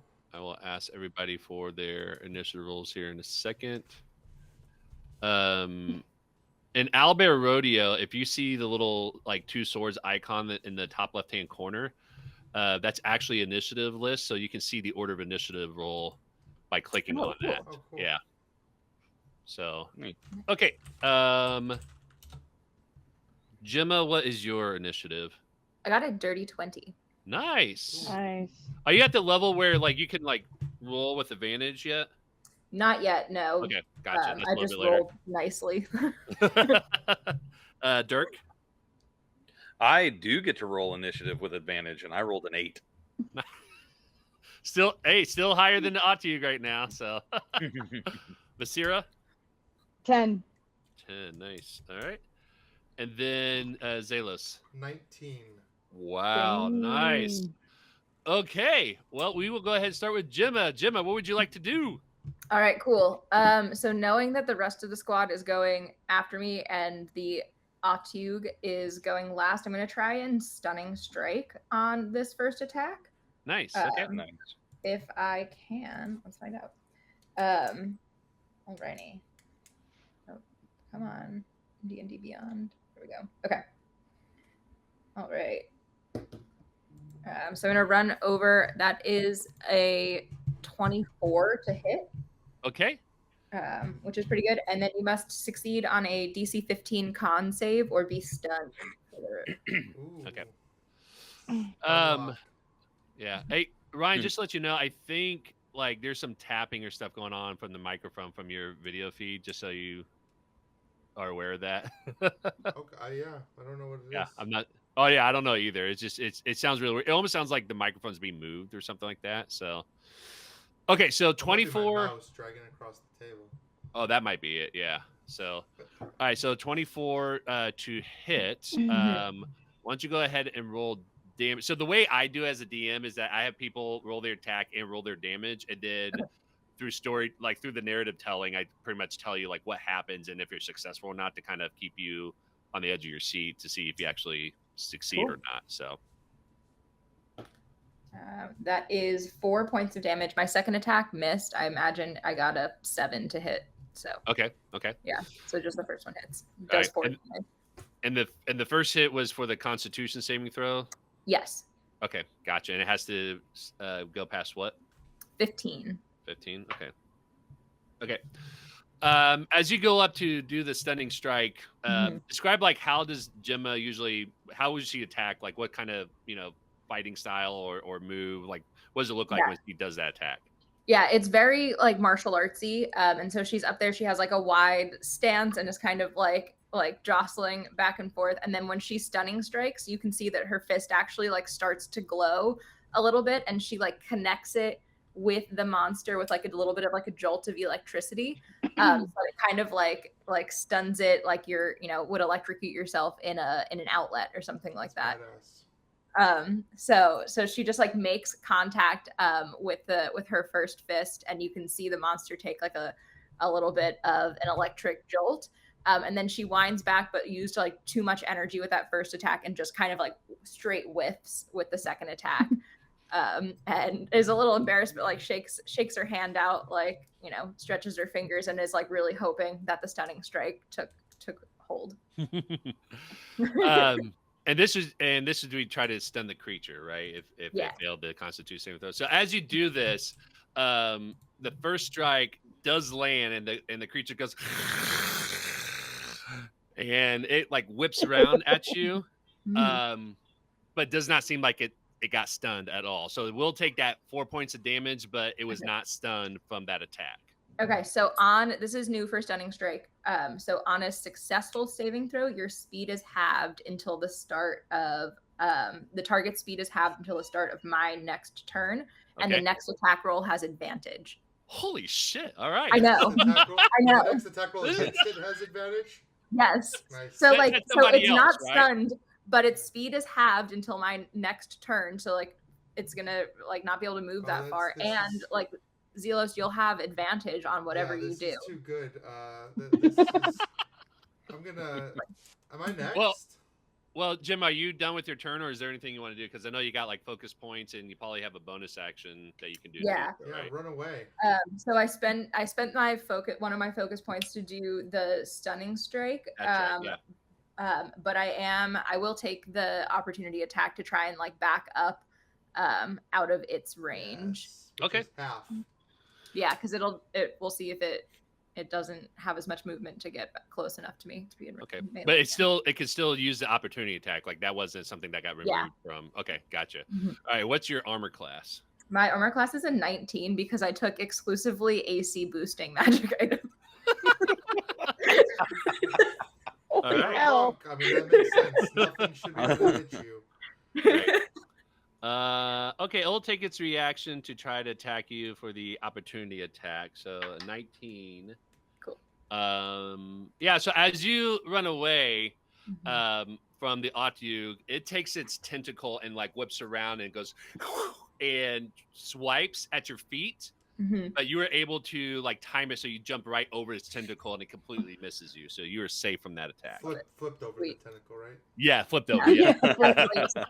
No normal jumps here. Right. Yeah. So, one of those like you kind of pull in the air, like kind of like what a gymnast does. You kind of flip around and kind of do like a 180 in the air. You land gracefully because you have that slow fall, right? So you just like always stick the landing. Always. Yeah. All right, so that's your turn, right? I'm applauding in the background. All right, Xelos, it is now your turn. Well, this is too good because while I see Gemma back away, I'm gonna slide in with my hands, and the old Iron Man. I'm gonna blast it with the Ray of Frost. Cool. Thank goodness for that advantage. Natural 20. Oh shit! All right. So All right, this is what I'll say with the attack is rules as written. It's still you roll twice the damage dice, so we're going to do that. We don't. Do I roll the damage dice twice, or do I roll once and double? What's your preference? Well, I think the rules as written is that you double the damage dice that you roll. Oh, it automatically actually did that. It automatically in D&D Beyond. Yes, it does. If doubled you roll a it. natural 20, D&D Beyond will automatically apply that. Yep. All right. Mm-hmm. So I'm gonna hit it with the damage. 20 damage total. Okay. And its speed is reduced by 10 feet. Oh, Oh shit! Does this it barely It's moved. 100% stacks. So it's halved Oh, and then man. minus 10. So hopefully it's only got like a 5-foot Wow. step right now. Like got 5 feet. Yeah, so if we just hit it Yeah. with ranged attacks, will crawl towards us slowly. You're right. So Okay. I'm freezing All right. its legs with the ray of frost and just. Yeah. Made So as from you're doing that, Overwatch you're vibes. Yes. Oh, I gotta play that game. Yeah, as you're seeing that, that's exactly what happens. His legs starts to kind of like freeze up, and it's like trying to move out of it, but it's just kind of right there, and it's slowly trying to move forward as your ray of frost, starts to slow down its movement, and the ice just kind of makes it really difficult for him to move. On top of what Gemma did with the stunning strike of reducing its movement already to begin with, and it is pissed right now with all that's happened and not able to like do anything at the moment. So Can anybody else slow it down? I want to get this thing's movement to 0. Yeah, for real. That's what I was trying to do with my original I know, attack. that would have been awesome. and that's minus 10 until the start of your next Yeah, turn, start right? my next Okay. turn. Okay, gotcha. All right, anything else you want to do? Nope. I don't think I need I don't think I have a good bonus action here. So, no. Okay. All right, Vasira, it is your turn. Yes. So what can I do while I'm concentrating? I need to know that first and foremost. I know I can't cast another concentration spell, but can I do anything else? I have a very special lute lyre that I could use. Yeah, I think I think there's nothing that prevents you from being able to do anything while you're concentrating. It's just that, if you concentrate another spell, then it ends that one. But yeah, I don't think there's any limitations right now. So. All right, I'm going to check how far away I am from this. Oh, whoa, that didn't work. Sorry. How far away am I from this dude? Oh, that's good. I am going to move so I don't No, it's fine. Okay. So what I'm going to do is I have what is called the Cleric lyre, I think it's called. And it allows me to cast a whole bunch of really cool spells. I can only use it once per day. Nice. But this seems like a good time to use it. And what I'm going to use it to do is to cast Wall of Fire. Oh, nice. Okay. Yes. Fire, nice. I'm going to cast it essentially right on the thing. Okay. Mhm. And that is a dexterity saving throw of 15. Dexterity saving throw of 15. All right. So let me. Please let it work. Oh, I'm sorry. Oh, it doesn't matter. Never mind. Dex saving throw of 15. Dexterity saving throw of 15. Okay. I mean, the wall appears no matter what. Right. Yeah. But So, why don't you use the pointer to kind of show me like where the wall is? Like, is it just kind of make a diagonal, like right across it, like this? yeah, like right on top of it. Okay, gotcha. And then Yeah, how right long there. does it go? It is. I'm sorry. It is. It can be up to 60 feet long, 20 feet high, and a foot thick. Damn. Oh no, I don't want to make it a wall. I'm going to make it a ring. 20 Ooh, feet a in diameter, ring. 20 feet high, and a foot thick. Yep, Ooh. a ring of fire. Oh, And yeah. you know what I'm singing while it happens. Yeah. Yes. Yeah. Burn. And it burns, burns, burns. The ring of fire. And it's 20-foot radius. Ring of fire. 20-foot Okay, diameter. gotcha. Okay, so let's go ahead and put the ring of fire on Whoa. here. Oh, I'm just outside the ring of fire. Yeah. Oh. Yeah, you That was all made a sketchy. smart choice. Yeah, well, and it just kind Yeah. of fell in here. So let me see. Actually, I'm going to use the measurement tool here. So 5, 10, 15, 20. Okay, so I'm Yeah, gonna it's a have little to move smaller it. than that. Oh, Yeah, it's a little smaller. it is small. Yeah, It's- it's just that was like the default Oh, size. It's like basically right on top of it. I've just surrounded it in Well, fire. if it moves even Yeah, further, actually, it's about right there. Yeah. Yeah. So if it even takes one step, it burns. So yeah. So it's Let it burn. it's a ring, but he's not taking any damage right now because he's inside of it. Right, correct? because he Okay, hasn't touched it yet. Gotcha. Yeah. Okay. Well, I mean, yeah, it's only a foot thick, so. Right. Yeah. So Do you okay. want me? So we'll roll the damage if he steps into it. Yeah, I think that's Okay. how we'll do it. Yeah. So and I'll All have right. to do the saving throw too. So All right. Yep. There you go. That's All right. it. and that's it. Okay. That's it. Dirk, you're up. I'm gonna cast a guiding bolt to the second level on this thing. You love that guiding bolt. Okay, go ahead and cast I love it. that guiding bolt. All right. Oh, that's a nat 20. Fuck. Yeah. All right. Crit this thing to death. I know. Like, it's not even going to be able to do anything. This creature was minding its own business, is having lunch. No. All of a sudden. No, it was giving people nightmares. It can't play the victim here. That's right. Oh my god. All right, so what's It was the like, damage on I that? was just trying to 20 prevent dysentery by Oh. eating the sewage of this town Yes. and not infecting their water system. Yeah, You guys but came down here. Now they don't have nightmares anymore. They might have the dysentery, but they don't have the nightmares. So it's I don't know which. I misread my instrument spell, by the way. It's just that spell I can't cast again. I can Oh, cast okay. the other spells from my lyre. Jeez, wow. So hooray! Wow. And this is an ability or the item? It's an item. An item. Okay, gotcha. So that makes Yeah. sense. Okay. All right, so how much is the damage there, Dirk? It's 20 damage, and the next attack against it has advantage. Gotcha. Okay. I love it. All right, so as you are casting guiding bolt through the ring of fire here, the Otyug is like doesn't see it because of the fire. Then all of a sudden he sees this bright, radiant light that just hits it right in the face. It goes, and he was having a good lunch, and now he just he's getting angrier with all this like disruption to what he was doing. Poor little Otyug. He's still looking okay. Like he's not like as great as when this first started, but he's also not. He's not looking as great as now. He's like slow and on fire. Yeah. Yeah. Well, with the ice and the fire and the guiding bolt, like Yeah, you he's know, not he was better like 3 seconds ago. But he's not. We use he's the not like- Pokemon health bar Right. as our Right. indicator. So it's like, is it in the green? Is it in the yellow? Is it in the red? Is the alarm going off? Right. Yeah. It's probably firmly in the red at this point. Maybe yellow.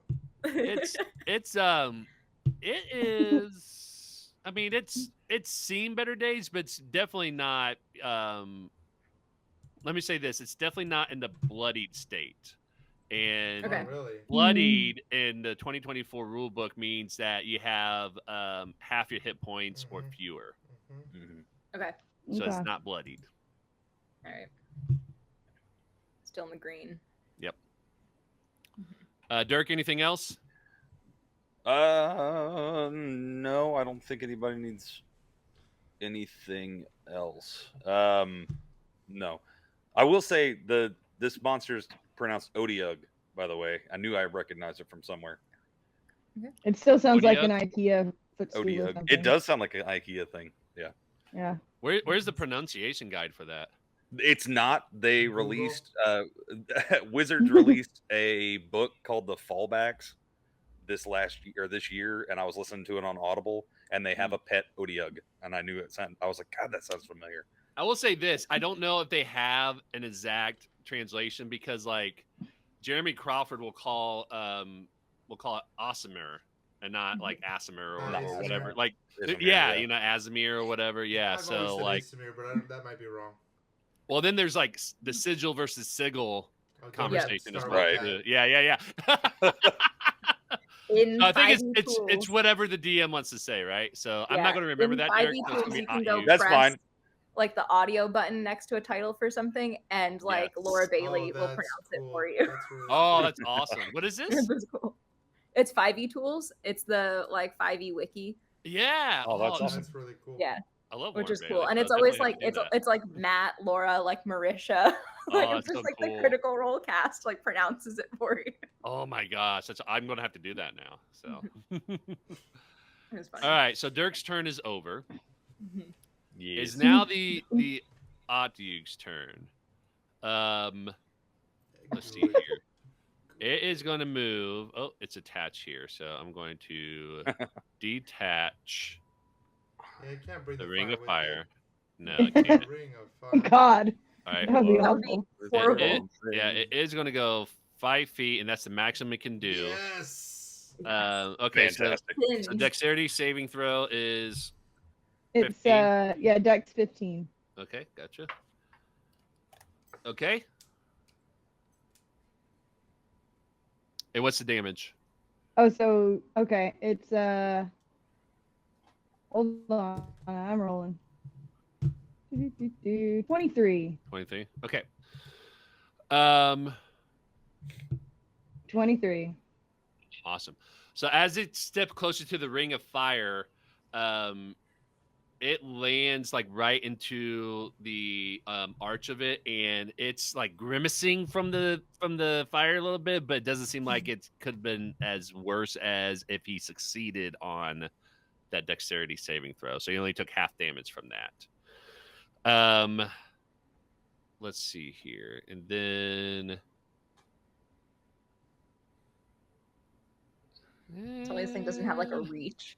It's got tentacles, It right? does have a reach. Yeah, it has tentacles. Yeah. So, How you far know, can it reach? fun. Oh, That's all it's going to be able to do. So Ha, Cool. That's what we There you like. go. That's what we like to that see. was great. Yep. What Hey, a great can I- turn. in the interest of transparency here, Mhm. I've cast that with an item, and I just realized that Wall of Fire is a concentration spell.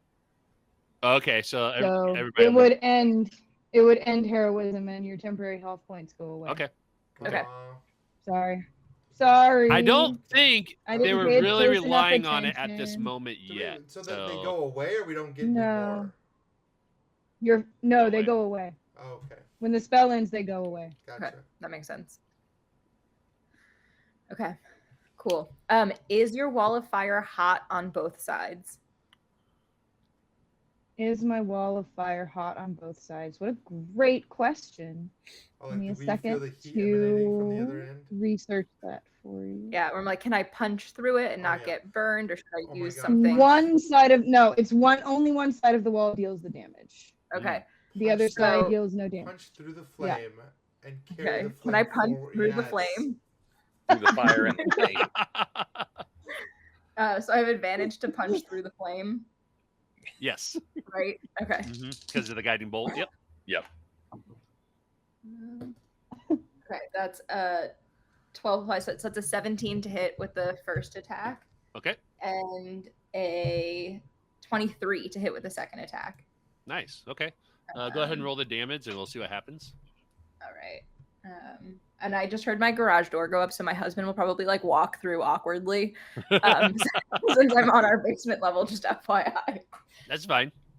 Okay.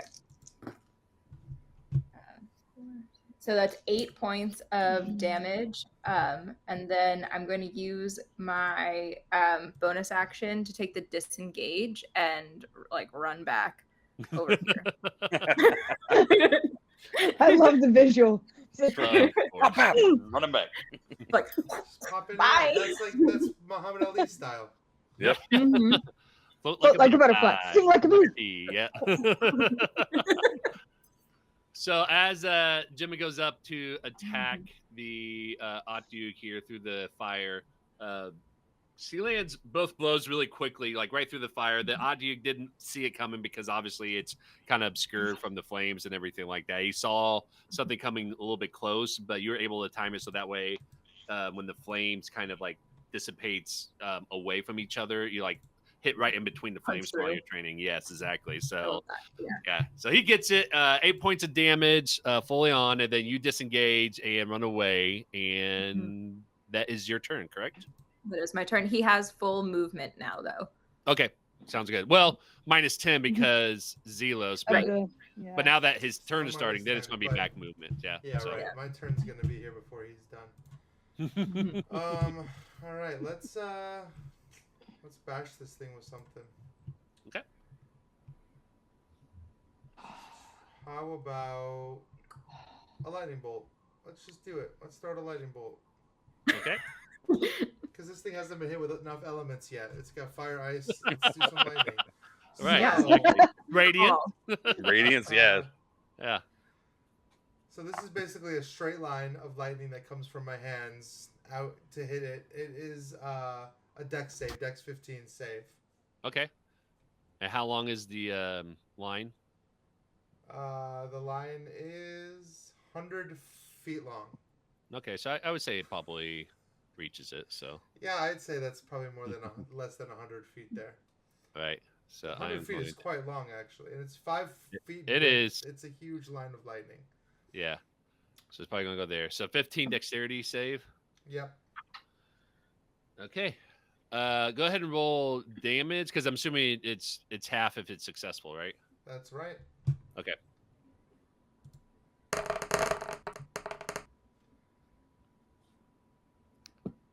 Nice.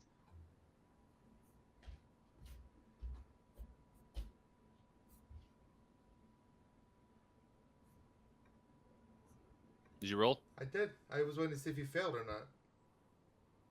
Oh, I thought you were going to tell me how much. Oh, it's 30 damage total. 30 damage. Okay, gotcha. As you cast the lightning, is the lightning bolt? It is a lightning bolt, yes. Lightning bolt. Okay, so Crack as you of cast lightning. lightning bolt, gotcha. The Octu will see the crackle of lightning coming towards him, or towards it rather, through the fire, and it like kind of just turns face on and strikes him right in between the eyes for full damage. Oh, There, nice. 30 damage. Nice. 30 damage. Yep. All right, and then I'll go ahead and remove that. We'll put this Okay. thing through the ringer, that's for sure. Bonus action. Yeah. Actually, I'm not really close to anybody, am I? So never mind. I mean, you're 10 feet away from Vasira and Derk. I have a bonus action that's touch, but I mean, you can still move, right? oh, that's true. I haven't moved at all. you're stuck right there. I'm gonna just take a step over to Derk, and I don't know. Let's see. I'm gonna touch him on the shoulder and give him the ability to. We did fire, we did cold, we did lightning. Let's give him acid breath. I'm gonna give. I'm gonna put my hand on Dirk's shoulder and bestow him with the power of acid breath. So. Oh no. You Yeah. can What we're really choose doing as is your writing a action- field guide. As your action, you can shoot out acid breath. They make a dexterity throw. Dex 15 save or take 3d6 damage. Fantastic. Yeah. All What right. we're really doing is writing the field guide for this thing's resistances and I'm vulnerabilities. kind of trying to see what happens here. Exactly. All right, and that's it. That's it. All right, Vasira, you are up. All right. Well, so the wall of fire thing, it says that they take the same damage when they end their turn Mm-hmm. in the wall. Mm-hmm. So Mhm. I'm not sure if it's worth continuing to concentrate that because it's probably stepping out of the wall, but that's all right. I'll just leave it there for now. What I would like to do, because I'm getting bored standing back here watching everybody else do cool attacks, I'm going to run up to it and stab it with my dagger and then misty step away because I can do that whenever I want. I love that. I do too. I just love the idea of this big thing that was just trying to eat Oh, garbage, alright. just I People know. running up, pop, pop, and just attacking off. Yeah, and then running No way away. to get to it. You're not gonna Doesn't stop. understand what's happening. It has not no sticking understanding around. of what's going It's on. scary. It's frozen. It's surrounded by fire. This thing is having the worst lunch break. You got I hit just by a want my lightning Happy bolt. Meal. What did the charm do to my dagger? It was a +1 on both the attack and the damage, right? I think yeah, that was plus correct. 1 to It was- attack and damage both. All right, so here's my attack. And so it's a 13. Okay. Roll damage. Full damage. Mhm. That will be 8. So as you run And then I up with your misty step dagger- away. Yeah. You can go ahead and Misty Step if you want to do that. That's fine. And then I'll narrate what happens here. Whee! All right. As you run up to stab the Otyugh with the dagger, with your halfling speed, you go, and then you take your dagger and try to slice up right at the Otyugh, Mhm. but your arm doesn't quite reach him and miss with the swipe. And then you're like, oh shit! And then you Misty Step away, so that way he doesn't attack you. It thinks like a mosquito flew by or something. Yeah. What the hell? He's had quite the day, so. All right.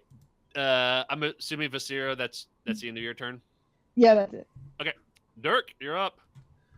All right. Derk is gonna turn and look at Xelos and say, "Oh, thank you for that. This is gonna be fun."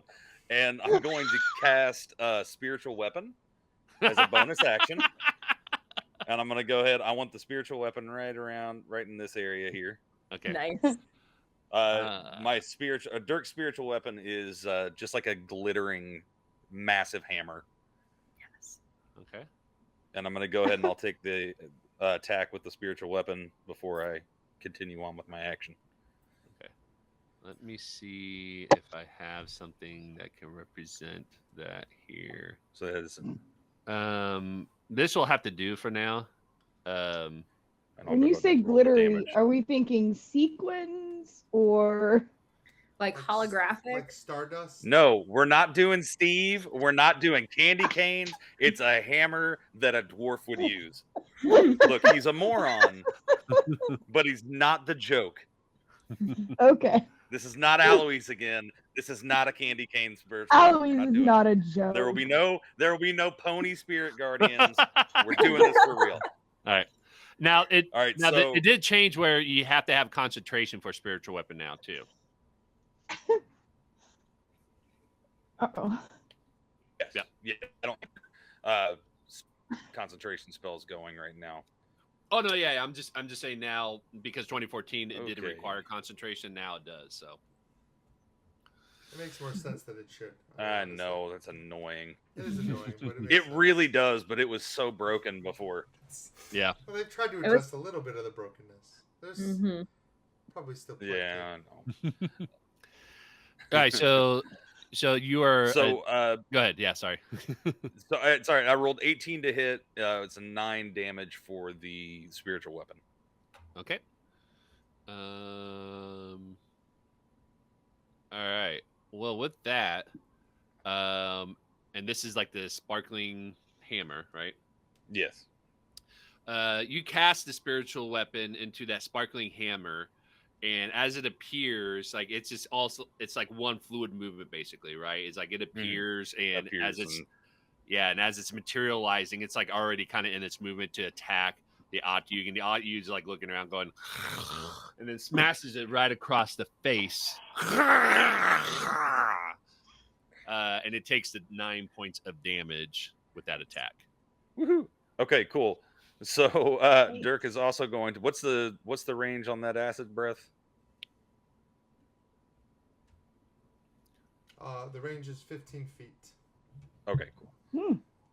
I'm just gonna go ahead. I'm gonna go right on up. How far can you cast spiritual weapon? You can cast up to like Spiritual weapon is. Give me a second here. Yeah. 60 feet. 60 feet. Okay, but it can only move like 20 after that, or something like that, right? Okay, gotcha. Okay, Yeah. go ahead. Okay, and then I will use this magical acid breath. Yes, hit it with everything. All right. So what is my roll? What is it? Or it's a saving throw for 15 the dex save, and then you do 3d6 damage, half on success. Okay.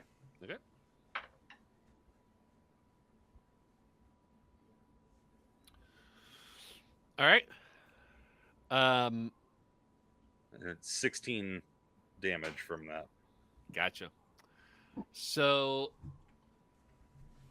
as that happens, you cast the acid damage, and as the acid is going towards the Otyug, it actually burns up when it gets into the fire because it rolled a natural 20 on the saving throw. Oh my God, people! You attacked us so much. You haven't even got attacked once. I don't want to fucking hear it. Well, like, We won a flawless victory. We did. We did. We can roll d20. Only we can roll natural 20. Yeah. That's how it goes. So avoided It's all in the the damage, huh? footnotes of the new 2024 Players Handbook. It says only player characters Yes. can roll that 20. That's true. It's I true. read that. I have the book right here. I was the page. I have I was the the book. page who read that on. Bullshit. Well, it's a homebrew roll then. All right. Does Derk want to do anything like run away with his life?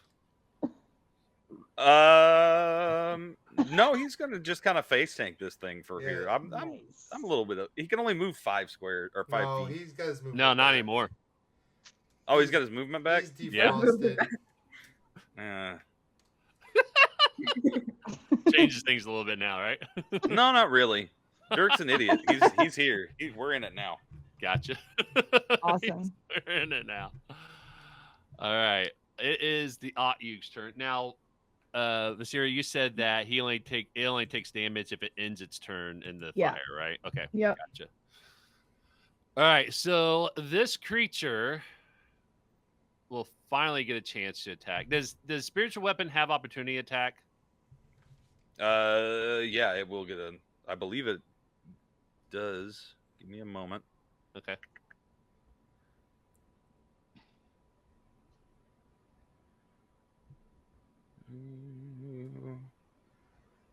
It doesn't say whether it does or not, Okay. but I believe that because it's occupying that space, it does get the opportunity attack. Okay. Yeah, I That's don't know if fine. That's discussed in the new PHP, but Yeah, I'd have to. Let's figure this out here. Hold on. I'm gonna Well, I guess do I can- that. Yeah, I'm gonna do a quick look there as well too, and see spiritual weapon. You said it didn't say that, Right. Actually, it should be in here. Opportunity attack, where I'm at.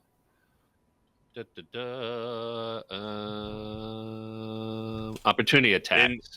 In 2014, they couldn't, so I don't know what it says in 24 or 2024.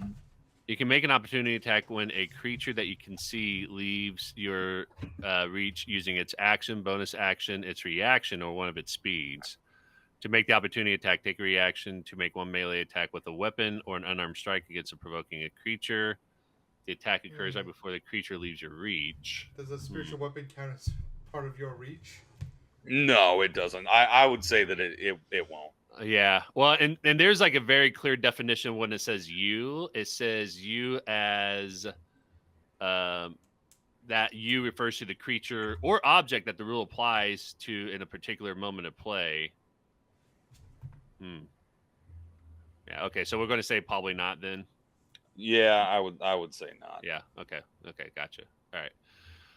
So knowing that, we will go ahead and this guy's going to go right here, 15 feet. Actually, let's do this. 5, 10, 15, 20, Oh, boy. 20, about right here. That's probably about 25 there. That'll be its full movement. Yeah, I know here. what's about to happen. Bring it. Do you? Bring it on.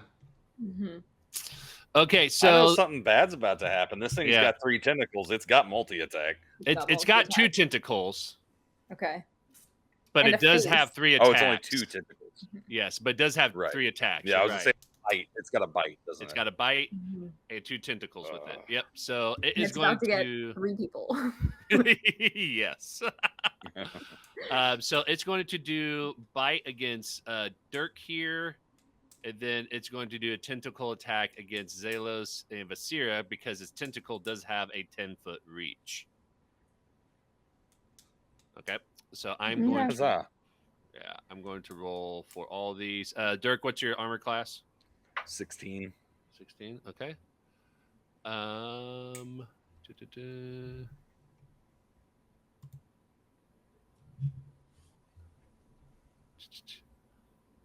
Excuse me, sorry. Okay, and then Xelos, what's your armor class? 15. 15. Okay.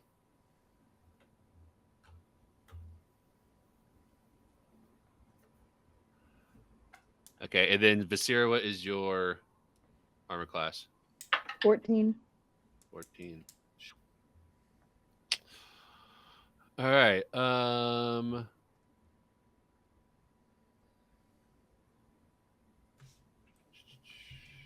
let me roll this.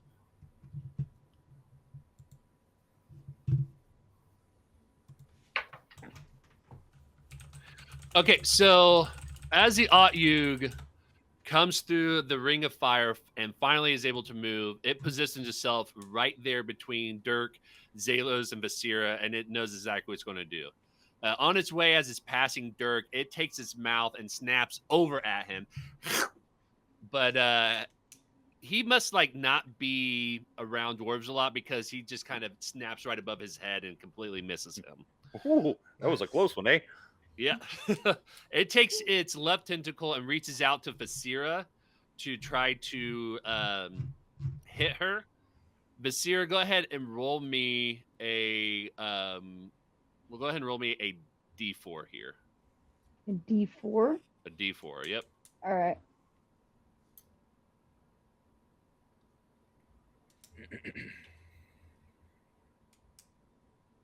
That's a 1. Okay, all right. As it reaches out to attack you, it misjudges you in terms of the space, and it like hits the ground hard enough that it actually ends up bludgeoning itself for 1 point of damage. It rolled a nat 1 on that one. And then it uses its right tentacle to reach out at Xelos, and it does catches him and grips him really tight and starts squeezing him. He takes 9 points of bludgeoning damage. And then you are now grappled and restrained. Okay. Well, when the tentacle wraps around me, I will cross my arms and let out a burst of shield energy to not be hit. Okay. My AC would become 20 instead. Okay. Well, then go ahead and take that back. And as you do that, it grapples around your shield, but it's not getting to you. And so now it's not hitting you. Yeah. I stand there with a bubble Nice. around me. It can grapple my shield all at once. Gemma, it's your turn. And that's an abjuration. So my arcane ward gets stronger. What next? All right, I'm running in, like cracking my knuckles on the way there. Just need to like pulverize this thing, and I'm gonna make 2 attacks. Okay. That's a 16 to hit. A 16. Okay. And a 7 to hit. Okay. Okay. Do either of those hit? Maybe roll for damage. Okay. Who's to say? It's still got a reaction. The first attack does 10 damage, and the second attack would do 8 damage. Okay. Do you have any other like actions that you're going to do as well too? I'm trying to like hoard focus points because I don't know what else is coming in the story, and so I don't want to like spend one to flurry of blows, but I also really want a flurry of blows. But I think just flurry it, finish it off. Just flurry it. Okay, all right. I'm gonna Tenderize flurry it. of blows and make 2 more unarmed attacks. Okay. Nice. That is another 16 to hit and a dirty 20 to hit. How you want to do this? Woo! Yes. Okay.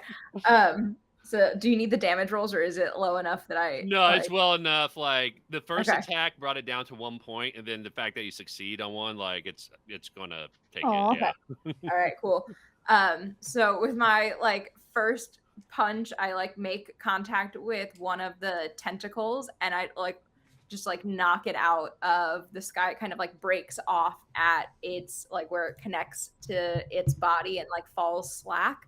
And noticing that it like roars out aggressively in pain at that, I was like a little thrown off and missed my second punch, but going in with like my alternate hand to kind of hook it across its face, just like I give it the like the seeing stars, as I just like knock it's like crush it. The side of its skull has like a nice Gemma-sized fist imprint in it. Nice. So as you land that last blow, you just hear like a thickening crunch, and its face just kind of like just freezes in place, like it doesn't move or anything, as it just hunches over into the ground. And it is no longer moving and no longer eating its happy meal trash that it was enjoying before all this was happening. And that Oxbug is now dead. So congratulations, all. Heroes. Yep. Yeah, well, kind of. We're halfway there. Yeah. Everybody roll dexterity saving throw. It explodes. No, I'm just kidding. Oh, good. Let's throw it into the rubble. Oh, wait, or am I? Hold on. No, that's this is not it. So. Well, speaking of exploding, does anybody, now that we're wiping ourselves of the goo and barely whatever, that tentacle was disgusting. Anybody have any explosives or ways to blow up a hole in this dam? I can just levitate some of the rocks out of the way Oh, well, hey. with my lyre. Work, yeah. Just play I music could do and that. just Are float, we they sure float. Yeah, they'll just float. I mean, That's assuming the rocks don't pass the Constitution 15 saving throw. We can't leave a dead carcass at the bottom of a well. So that is we true. need to tie the rope to this thing and somehow get this thing out before we refill the well with water. That is very smart. Should we also try and get the trash out of here? Should we like burn the rest of the trash? Yeah, probably. Gross. I can burn We it. should have let it finish eating the trash and then killed it. Like, and all of us like stealthing against the wall until it finishes. Just waiting for it to finish its lunch. So Alright. at this point, I could like, just burn it. I could keep the fire. I could keep the firewall going and just burn it. Burn all Just the burn the trash. burn the trash. Yeah. You guys don't want to check and see if there's any, treasures or anything in there? And where? In the trash? In the trash. No, I don't want it. Not really. Okay. No. I highly doubt there's anything of value that was in this poor town thrown into a random well. Dirk You is never really know. curious what it was eating and does want to go over and check out the big pile of garbage. Okay. Is the fire still? Careful of the fire. No, Oh, the I'll fire's be still all right. there. What? Oh, yeah, I mean, can we I guess- just toss all the garbage into the fire ring and let it incinerate. Yes, put it in the fire ring and get rid of it. Okay, And then I I'll- just want to see look, if there's anything. Then special. whatever special won't, like, if it's precious enough, it won't burn, right? Probably. Yeah, if it's like metal. Yeah.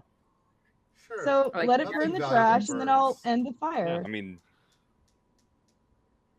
Gold pieces. Now, spell so scrolls may Dirk walks not. around the fire and he's on over there looking around. Yeah, but If there was roll a it- spell scroll thrown to the bottom of the well, it's not in good shape anyway. I rolled Well, a 6 investigation, so Okay, I don't good. think I So- would have found anything anyway. Yeah, the trash looked really tasty to you, but nothing of value to you. all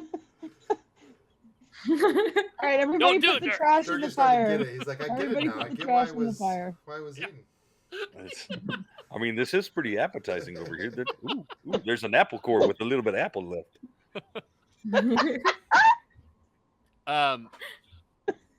So at this point, it's around 10:30, could which put is when I was planning on like we can do a stop and kind of talk about what we thought about the new rules and all that. I don't know. This is one of 4 places you're supposed to investigate, and obviously, like we're not quite finished with the first one, and there's 3 others, so we're probably not going to finish like all of it. But did you all want to like keep going for a little bit longer, or did you want to go ahead and pause on this and call it a night? Then we can spend the next 30 minutes talking about the rules. What do you guys want to do? I got nothing. Yeah, it's up to you.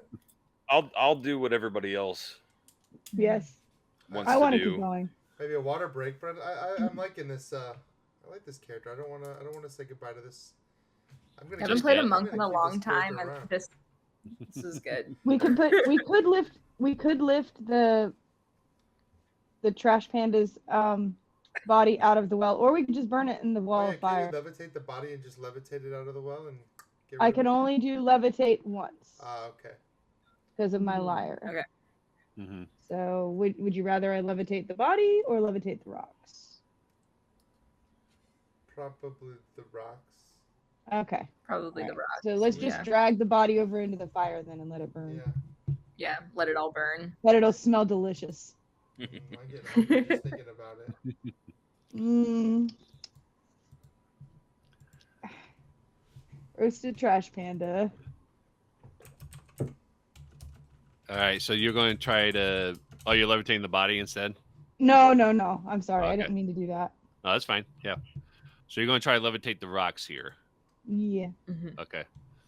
And what does levitate say exactly?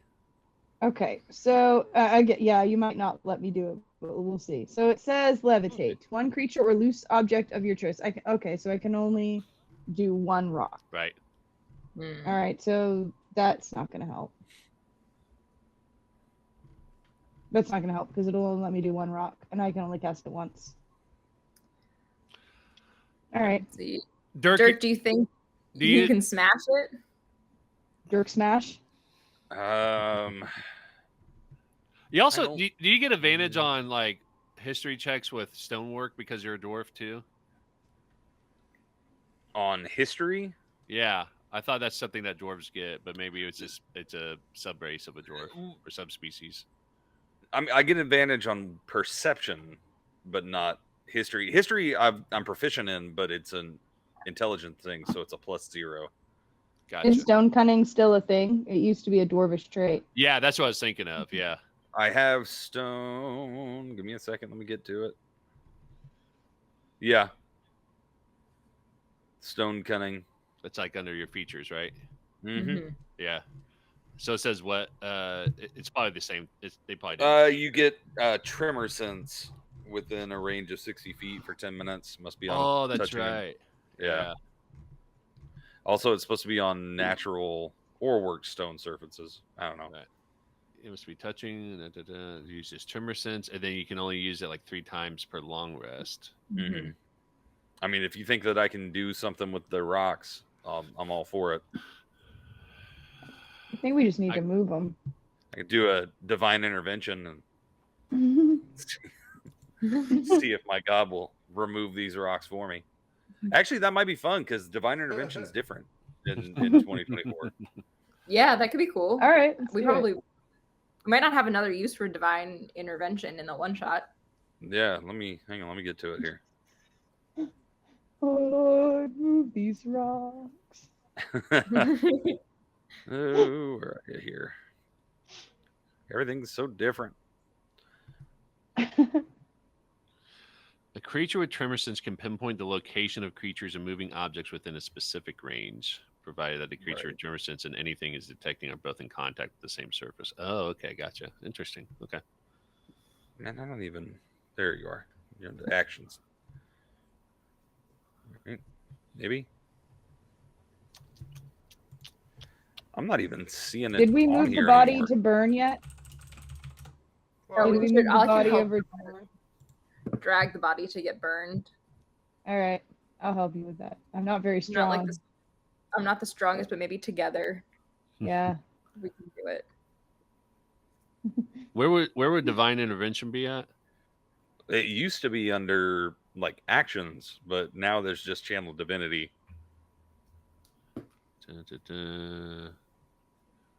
Channel divinity, divine spark, preserve life, sear undead, turn undead. Yeah, those are the only one. It doesn't even have Hmm. that's an option now. I could have swore that they were changing it, not removing it. Well, maybe they change it to where it's like specific things like that. Mm-hmm. Well, that is lame.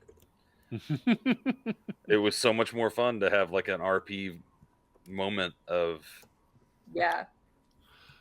Yeah, my guess is it got to be a little too much like a wish spell.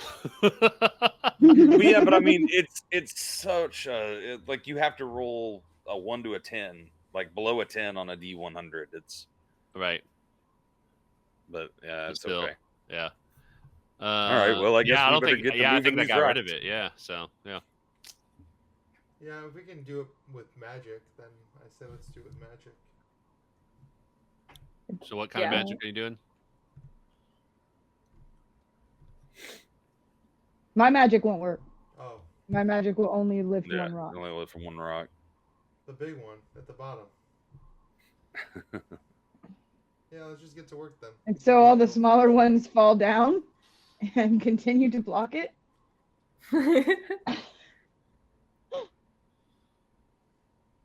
All right. So I'll use levitate and I'll put the body in the fire so that we can go over there Okay. and take care of the rocks once and for all. Okay, cool. Sorry. Should I move You can do the that. trash Yeah, if panda you or want do you to. want to do that? All right. Yeah, Whee! it's fine. You're levitating it, so you get to do it. Yeah. Yeah. Okay.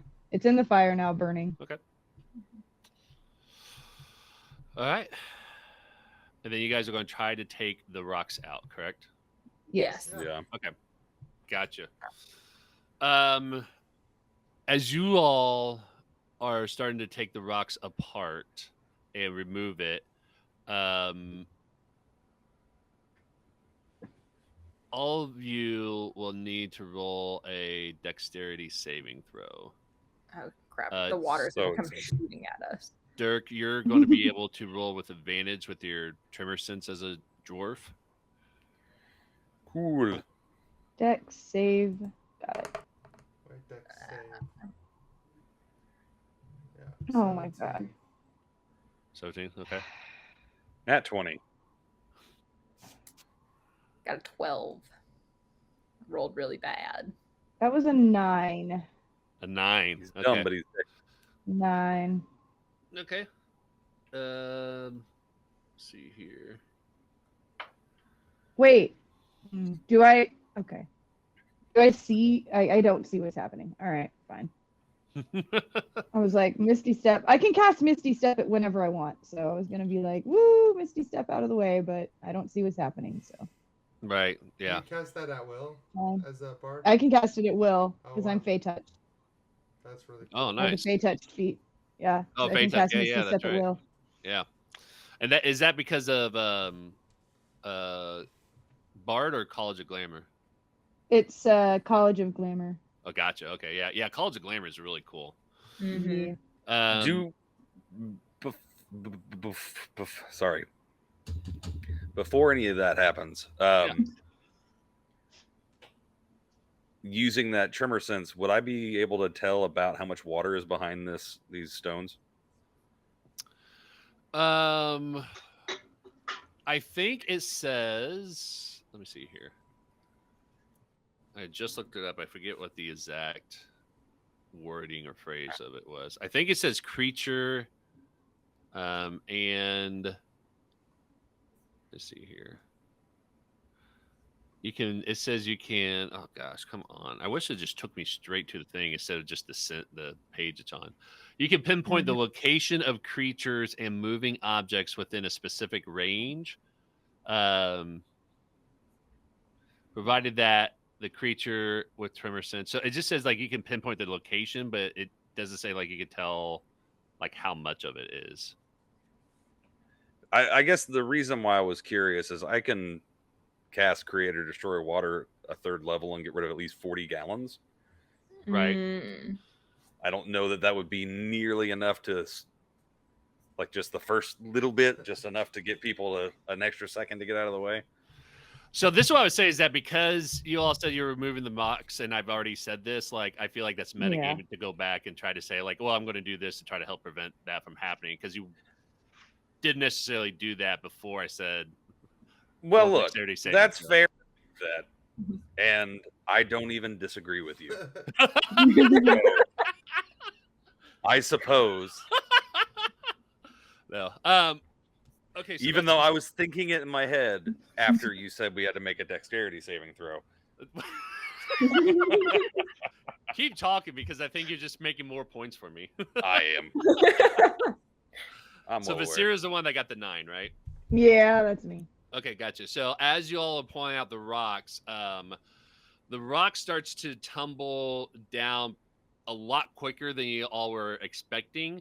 Derk, Gemma, and Xelos was able to get out of the way. Vasira, because she's a little bit shorter and nimble, was trying to get out of the way, but some of the larger stones fell on her, and she takes 15 points of bludgeoning damage. Oh my gosh! Holy, that hurt. Damn. 15 Yeah. points. Yeah. And as you all are looking at like all the rocks that kind of tumble through and everything, you get the sense that there's actually a lot more like loose boulders and rocks behind this, so that it's probably not going to be an easy thing to dig out. Like, the more you dig out, there's probably just going to be more that's coming in. Okay. I mean, I don't know. I'm not a excavator. I'm not a dam builder. I don't know what's supposed to happen here. Yeah. You also have 3 other places to investigate too. We're trying to do good. We were trying to do a good thing. They can unjam their own well. Yeah, they can send someone down here now that the beast is dead. Yeah, they can do it. We did the hard part. Yeah, with dynamite. Arden will be very happy that you guys are just leaving it as is. Yeah, that's true. It's fine. They can take that up with each other. They can figure that out internally. We don't need to be part of that discussion.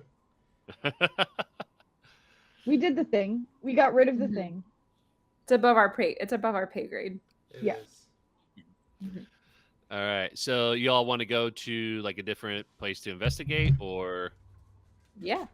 Okay. That sounds good. Yeah, because I want to see. We know they took something at the well, and they might have taken. We know they took something at the Miners' Exchange because they took the cornerstone. We don't know if they took anything from the Shrine of Luck. Also, Shrine of Luck sounds a lot like a place that people might go to gamble. So that sounds even more appealing. I still really want to try to see if I can convince them to make the Leaning Tower of what's this place called again? Phandelver. Phandalin. Phandalin, yeah. I want to see if we can convince them to keep the Leaning Tower of Phandalin as a landmark. I really want to try that. That's the Miners' Exchange that is right now. Yep. Okay. We can go. I mean, I have no. And if we can do that, we'll have time to go to the Shrine of Luck. Hopefully. Yeah. So that's where y'all want to We go? won't actually have to do anything. Yeah. Let's do it. Okay. Let's do it. Now we could just go ahead and kind of fast travel there.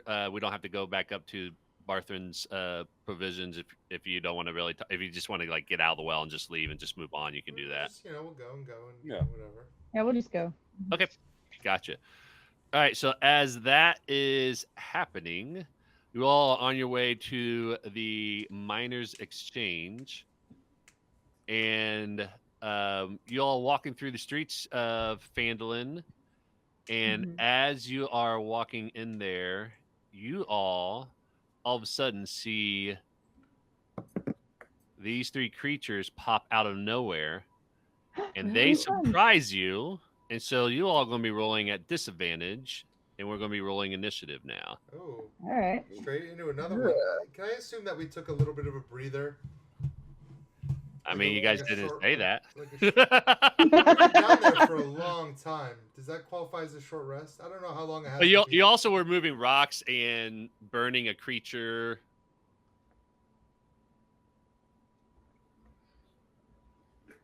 Yeah. I'm fine with Look, that. I was just you all curious. took out a large I didn't hear any of that. aberration that had like 114 hit points and didn't take damage at all. I don't want to hear it. Well, I rolled a natural one on my initiative, so I'm going last. Oh, shoot. So we do the initiative at disadvantage now. Yes, because you guys got Mine was surprised. hold up. I rolled a 2 and a 3, so I got a whopping 4 on initiative. Rolled a 12. Mine is 15. I'm 15.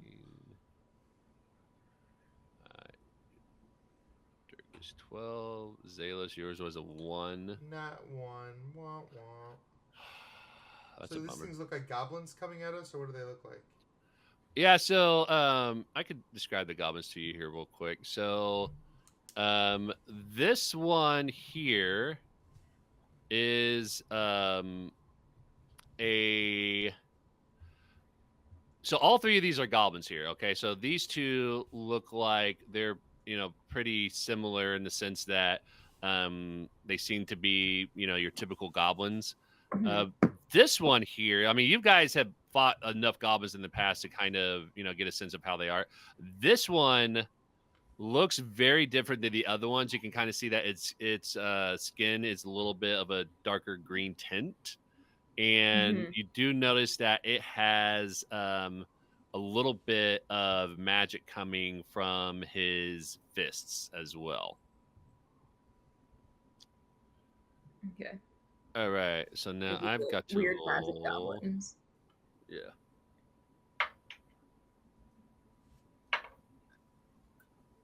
Okay. Is so that one is 9, and these two are going to be 15. Okay, so the two goblins. Oh, actually, Vasira, you had a 15. What's your deck score? My deck score is +3. Okay, so what's the score? Oh, the score. Sorry. Yeah, no, that's right. 16. 16. Okay. All right, so Vasira, you get to go first then. Okay. So what Vasira is going to try to do, for her action, she's going to try influence. Okay. She's going to try to convince them, like they're clearly about to attack us, right? Yeah, like this is a surprise or hostile. Yep, Yeah. yep. No A question surprise about it. attack. All right. So they are unwilling. Oh wait. If your urging is repugnant to the monster or counter to its alignment, no ability check is necessary. It doesn't comply. All right. So I guess I don't do that. All right. Why do you even have it there then? Why even have it, I ask you? Okay, fine. I'll try something else then. I think about doing that and decide not to. And instead, I decide to cast Charm Person. On, let's see, I'm going to cast it. There's 3 of them. I'm going to cast it out a 3rd level spell slot and try to charm all 3 of them. Oh, wow. I'm going to try to convince them to be our friends. It's worked out pretty well for me in the past. So here's what I'm going to say, let's because see I how know that why you're goes. doing this. And I'm going to play this rules as written, and I'll say this, is that the way that we play in our other game is definitely very different than how. So tell me. That's what I'm going to do. So I'm going to read it to you like word for word here. While you have the charm condition, you experience the following effects. You can't harm the charmer, so you can't attack the charmer or target the charmer with damaging abilities or magical effects. And you have advantage on any ability check to interact with them socially. Rules as written, I can't attack you. Right. But I can attack the others. Yeah. That's okay. Yeah. So I just want to put that out there because I know. Okay. Yeah. All yeah. Well, it says the charm says it's friendly to you, though, right? With the new rules, it specifically says, and and this is from the rules. And it ends glossary. when my allies damage it. All right, fine. Well, I wasn't Fine. sure if friendly to you meant it was considered all of us friendly. Yeah, I mean, it specifically says you can't attack the charmer or target the charmer. Right. With damaging Yeah, abilities. all right. Yeah. Fine, Specifically, fine. and I think that You was know even me a too 2014 well. thing too. Well, yeah, it can't. It Yeah, can't you know me too attack well. us, or it can't attack you, but it shouldn't attack us either, even though it could technically. Because isn't that like what charm is supposed to do? Is make you friendly, like bring your aggression level down. I think isn't there another spell for that too? Like it's not friendship or something else. Well, There's one for others, animals yeah. that does that. Right. Okay, well, I all right. It's not going to do what I want it to do. So Yeah, well, and I think it's like vague enough to allow people to interpret how they want to interpret as well Sure. too. Because I feel like that's why it's your written that interpretation way. is what matters. So. Right. Well, and my guess is they use charm as more of like a social encounter rather than a combat strategy. Sure. Yeah. So yeah. Well, listen. Okay. All right. So all right, I'll do something else then. It's fine, I guess. Sorry, that's why I wanted to tell you because I knew, and like I'm not like I don't hate that idea of how you did that in our other game and all that, but I'm also trying to keep it like as close to the rules as possible. Sure, too, right. For the purposes of this, yeah. Right. We could, you can edit all this out too. By the way, I probably won't. Nope. Okay. I'm just cutting the end and the edit that beginning. part That's it. Okay. Fine. Then I guess I'll do something actually combat related. Okay. And I'm going to cast with my lyre. I'm going to cast Wind Wall in a ring around us, and I'm going to charm the outside of the wind wall. So if they try to attack us through it, it will hurt them. Okay, so like if I try to shoot something through it, it'll bounce back. When the wall appears, the strong wind keeps fog, smoke, and other gases. Smaller flying creatures or objects can't pass through the wall. Lose arrows, bolts, and other ordinary projectiles are deflected upward and automatically miss. Okay, gotcha. So they have to go And around I'm the going to wall. pass it. Yep. Okay. It's going to be. I make the wall up to 50 feet long. I can't make it into a ring. Oh, yeah, I can. You can shape the wall in any way you choose, so long as it makes one continuous path along the ground. Okay. All right. Can things It's go 50 out of the feet wall? long.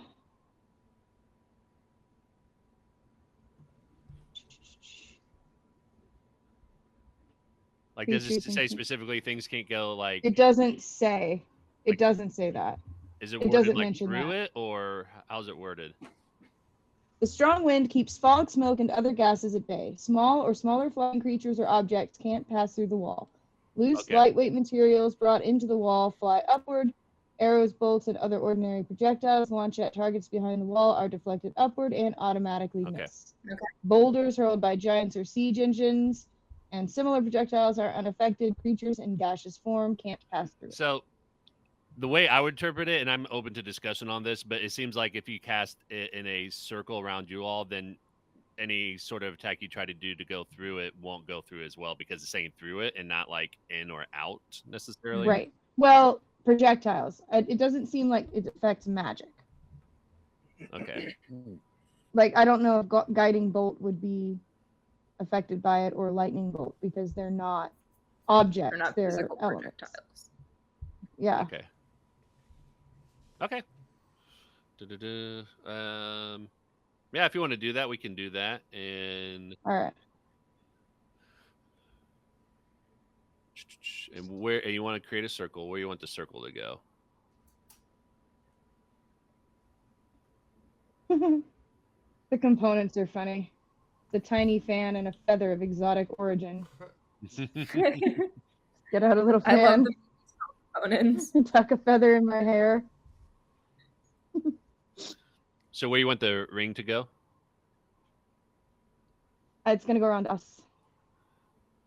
Okay. And what's the length of it again? It's a 10? It can be 50 feet long, so 50, 50 feet in feet. diameter. Okay, so you Yeah. want it to be like you probably don't want it It's to be all a full snowy. 50 feet. Yeah, No. these are like the free ones that Owlbear Rodeo has, so They work. We know Pretty. what it means. We're in a snow globe. Right. Exactly.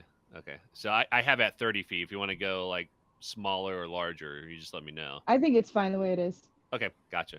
All right, so you cast that. So projectiles can't go through it from either side, but it sounds like Right. magic can still do that. Right, and a creature takes 3d8 bludgeoning damage if they go into it, or half as much damage on a successful strength saving throw. Okay, gotcha.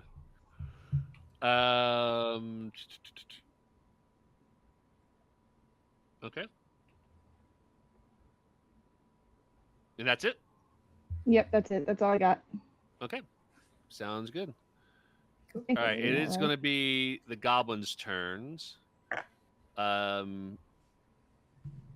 They're both going to see this shield, like the shield kind of go up around you all, and they're going to be a little bit confused at first because they've never seen anything like this happen.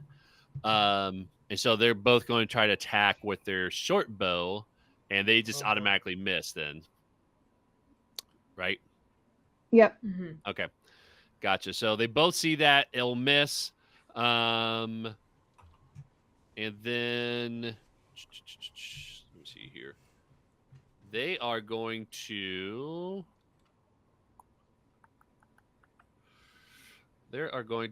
This one's going to move... I want to make sure I have the right...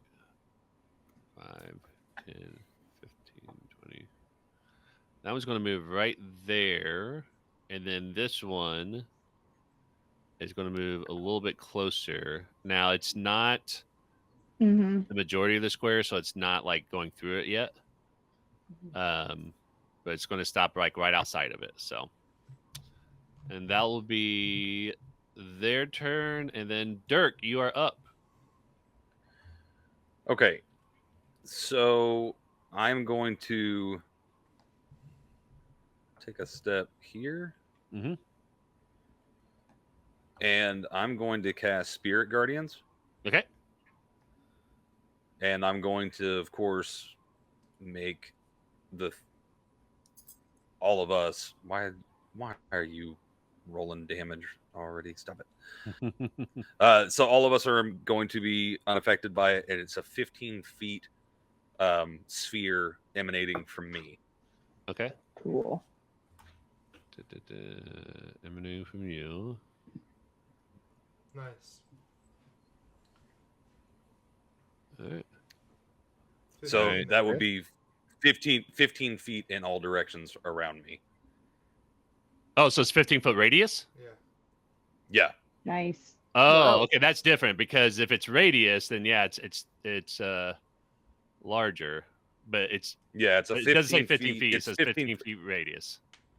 Well, it says it's a 15 feet emanation, so that means that it centers on Then it's me. not radius. 15 Yeah, feet. it's 15 feet wide. It's not 15-foot radius. Then It's a sphere of 15 Well, it says feet all 15 around feet me. in every direction. Yeah. Yeah, it's emanating from me, but they're constantly moving all about me. So it's like a ring, 15 feet. It would be a radius, yeah, Yeah. in every direction. Mm-hmm. Yeah. okay, that seems really Seems large large. for spirit. It is. Guardian. It's huge. Yeah, So it would hit both of these goblins. yeah. They should say if they wanted it the other way, a 15-foot sphere centered on you, not a 15-foot from you. Like that. Yeah, that's. Put on a 15-foot emanation for the duration.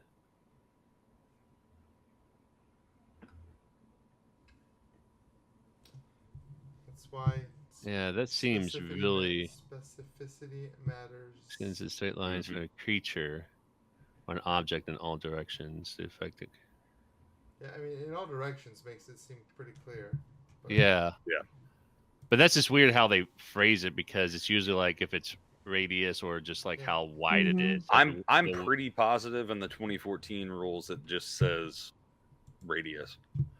No, it says I'm looking at it right now. It says they does it say fit it? around you to a distance of 15 feet for the duration. Yeah. Or So it's think gotten it's because- larger. specifically, it's a sphere. So it's going Yeah. above him and below him as well. Yeah. So Right. Yeah. But like, yeah, That's 2014 says 15 feet. So it's like 15 feet wide total with The- it being the new one emanation. Just doesn't like you say. said, the way it's phrased is like it's in all directions from the point of origin. If with you being point of origin, then it's, Yeah. It says it goes And it 15 really feet in all is. directions. Well, I mean, from Yeah. the point of origin, yeah, from all directions from what I read. So yeah, so that Yeah. definitely got changed. And that is, a lot of spells got buffed. A lot of high, spells. got yeah, like that It's is, a big buff. that's huge. Well, Yeah. Well, I'm that pretty is a sure- huge I'm- buff. I'm pretty positive when I was using Spirit Guardians as owls, it was a 15-foot radius. Yeah, what's it supposed to? I think you're just mad that your goblins are going to go the way that Odie No, got. I'm not. No, I'm like, literally, I'm looking at the rules. That's what the rules say. Like, I'm not mad about this. Like, I'm going to let that happen because that's exactly what it says. But 2014, it says 15 foot. It doesn't say radius because like the way it's interpreted is like if it's radius, then it is 15 feet Right. from all directions. But if it says 15 feet, then it's like That's a 15 feet spell, wide. right? So, yeah. Yes. An emanation here says an area effect that extends in straight lines from a creature or an object in all directions. So that's like, Right. yeah, so that's Mhm. definitely 15 feet in all directions. So yeah, it's definitely going to hit. But it's just going to hit that one though. Well, yeah, 15 feet from me to this one. This goblin at the top. Yeah, I guess. Like that. Yeah, so it's got to be. Oh, hold on. Yeah, from you, from the point of origin here. Yeah. Yeah, see, huh? That's interesting. that's weird. Because it is. So let's see what happens if I make this like 35 feet wide. Yeah, they need to really specify. Because then, yeah, well, and I was actually looking at this earlier, and there's like a ways to say that, but yeah, that's totally fine. We can. 'Cause I was reading, I was that'll like, be good "Oh, enough." What does emanation mean? It says, "Oh, an emanation extends straight away from you in all directions. The effect specifies the distance it extends, and that effect says 15 feet. Right. So that must mean 15 feet in every direction. Right. Like I would not interpret that in any other way. So if Right. that's not the way, Wizards, if you're watching this right now, that's. Well, also at the same Your time, language. why would they not just say radius? Right. Yeah. Maybe It's it's, like I don't know. to watch. I think someone at Wizards likes to watch streams and they just find spots do. like this That's and, what they and do. they're satisfied. 40 hours a week just doing that. Mhm. Yeah. My guess is there's probably a reason to because it affects like some but not all, like Mhm. with a certain spell or ability or something like that. So, but yeah, it just seems strange that they didn't just say like 15-foot radius, you know. So who knows? Mhm. Okay, so what? Sorry, that took a long time. right. So Yeah, what that's okay. is- So the two that it's affecting have to make a wisdom saving throw. Okay. All right. And what's the DC class? 14. Their movement is halved just for being in this. Being in it. Okay. Yeah. I'm looking to see if I have a spell that's. Okay, worked what's the same damage? way. Damage is.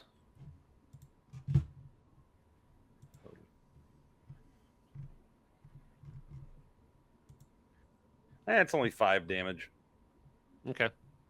and then halved if they. Yeah. If they save. Yeah. So they did not save on that. So as you cast Spirit Guardians, it like hits them with all that. Is it radiant or necrotic? Did you decide? It's radiant. Radiant. Okay, so it hits them with that radiant, Yeah. and it does something to them that makes them feel a little bit weaker. But they're still both up and running just fine. So, okay. All right, you got bonus action you want to use, or No, I think that's it for now. okay, gotcha. All right, it is now Wawa's turn. He also has to make a wisdom saving throw for beginning his turn in this Spirit Guardians. Gotcha. Yeah. So it happens when you cast it, and then when he begins his turn. Whenever it enters the square that they're in, the space that they're in, or whenever Okay. they enter the space that it is, or I believe in the turn in that space. It's Okay. It's bad news for them. yeah, or when it ends the turn. Yeah, so Gotcha. Every other spell I'm looking at, every other single AoE spell uses the word radius except this one. So you'd think that they could at least say diameter if they mean 50-foot diameter to keep the language the same. Because I know. have no idea. Yeah, I had to look up what they meant by emanation. Yeah. That's that's a new one. keyword? Yeah. It's really interesting. Yeah. So it's 14 damage for Wawa there at the beginning of his turn, and then half of that if he hits that 14 wisdom save. Okay, what's the DC again? 14. Okay, and so the DC and the damage is 14. Yeah, weird, right? Okay, yeah. No, I'm just making sure I heard that right. So, okay. All right. Well, it misses. It doesn't. Oh God. Good job, Derk. This one. Woo, Let me see go Derk. if. Yeah, I cannot move that there. So okay. Yeah, so it will not save. Make its wisdom saving throw there. So it takes that damage. Okay.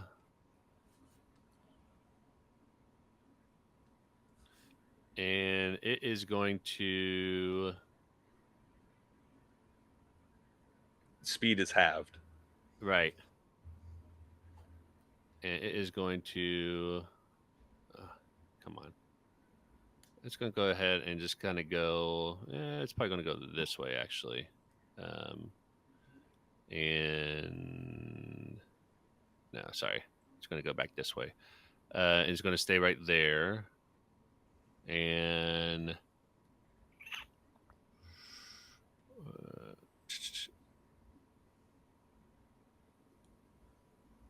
Let's see.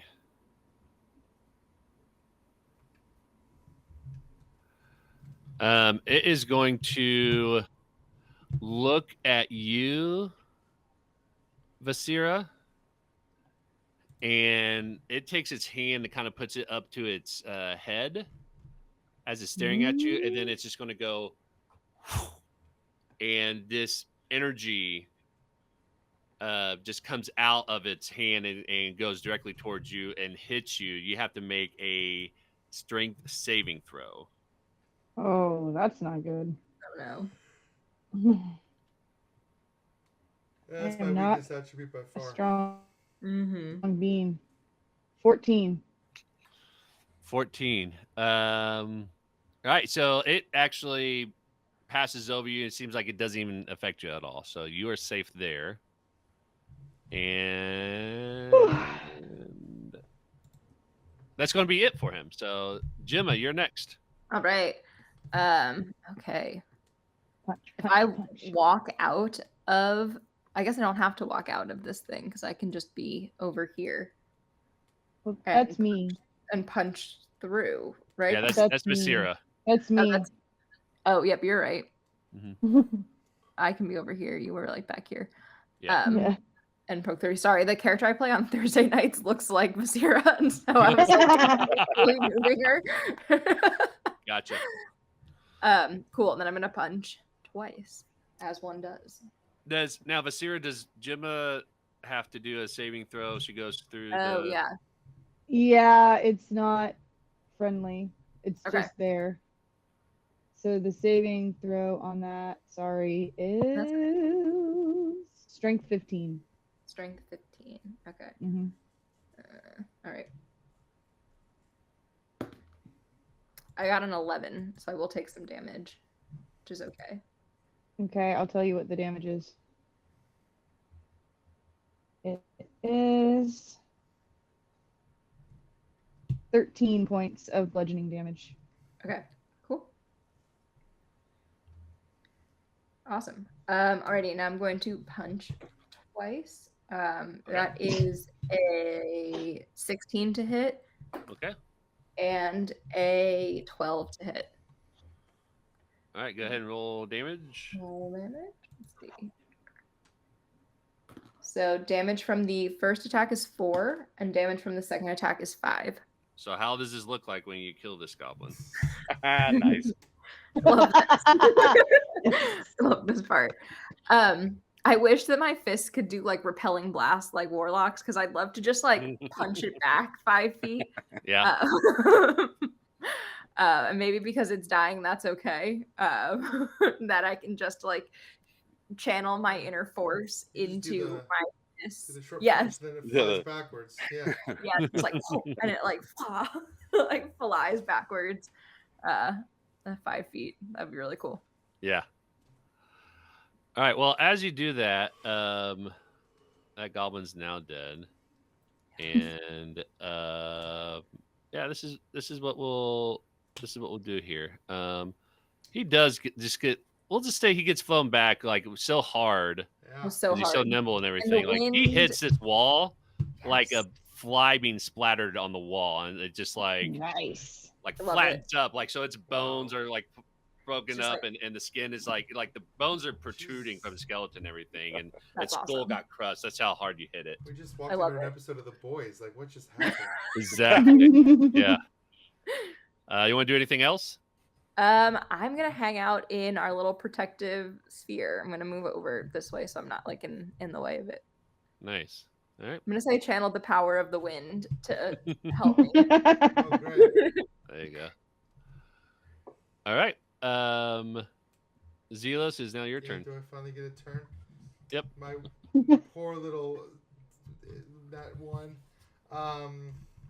Not to seem like I'm a boring person or anything, but oh no, why did it move the whole thing? Okay, it's like locked on me for some reason.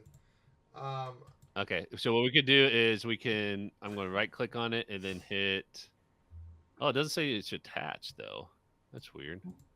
Oh, you know what? Because I'm clicking on you, I'm going to click on the snow globe and hit detach. Yeah, I think sometimes it like defaults okay, to I'm attaching. going to the edge of the snow globe, and I'm gonna ray of frost the southern goblin over there. Okay. Nice. Yeah, Are you gonna try Corrode. not to take damage from my wind wall? will I? Yeah. I can step that far. You can step back a little bit if you want. I Yeah. didn't Yeah. know where the actual That's- effect was in the actual like. Yeah, it gets a little weird. Like the way I kind of rule it is like it has to take up at least half in order for it to like take effect. Mhm. It gets a little bit weird when Gemma was doing that, just because like she had to like punch through to hit the goblin, and Yeah. so Well, Now I figured I was taking some damage if I had to punch through it. yeah. My ray of frost is only an 11. Okay, so as you cast the ray of frost at the goblin, he sees this coming and just kind of does like one of those like hit movements where it just kind of swipes like right by him, and Nice. then he just kind of looks at you and goes, "Ha ha!" Wow. I probably should have used my heroic inspiration. Can you use that after you roll? It's a reroll. I'm I not think gonna use it technically- now, but Yeah, I think technically you're supposed to use it before you know the result, if I remember how could correctly. you use it before you know the result? I guess you're trying to fish for a nat 20. Like it's a reroll, you know. So like it's one of those things where it's like, you know, after you roll, but before you know the result. Like there's a lot of things that are like that, but Yeah. Before you know whether it hits or not. right, yeah. So like if it's like low and you're just like, you know, or yeah. So because I know there's some rules on like how it says that for that. So Yeah, I don't know. so okay, and that's it.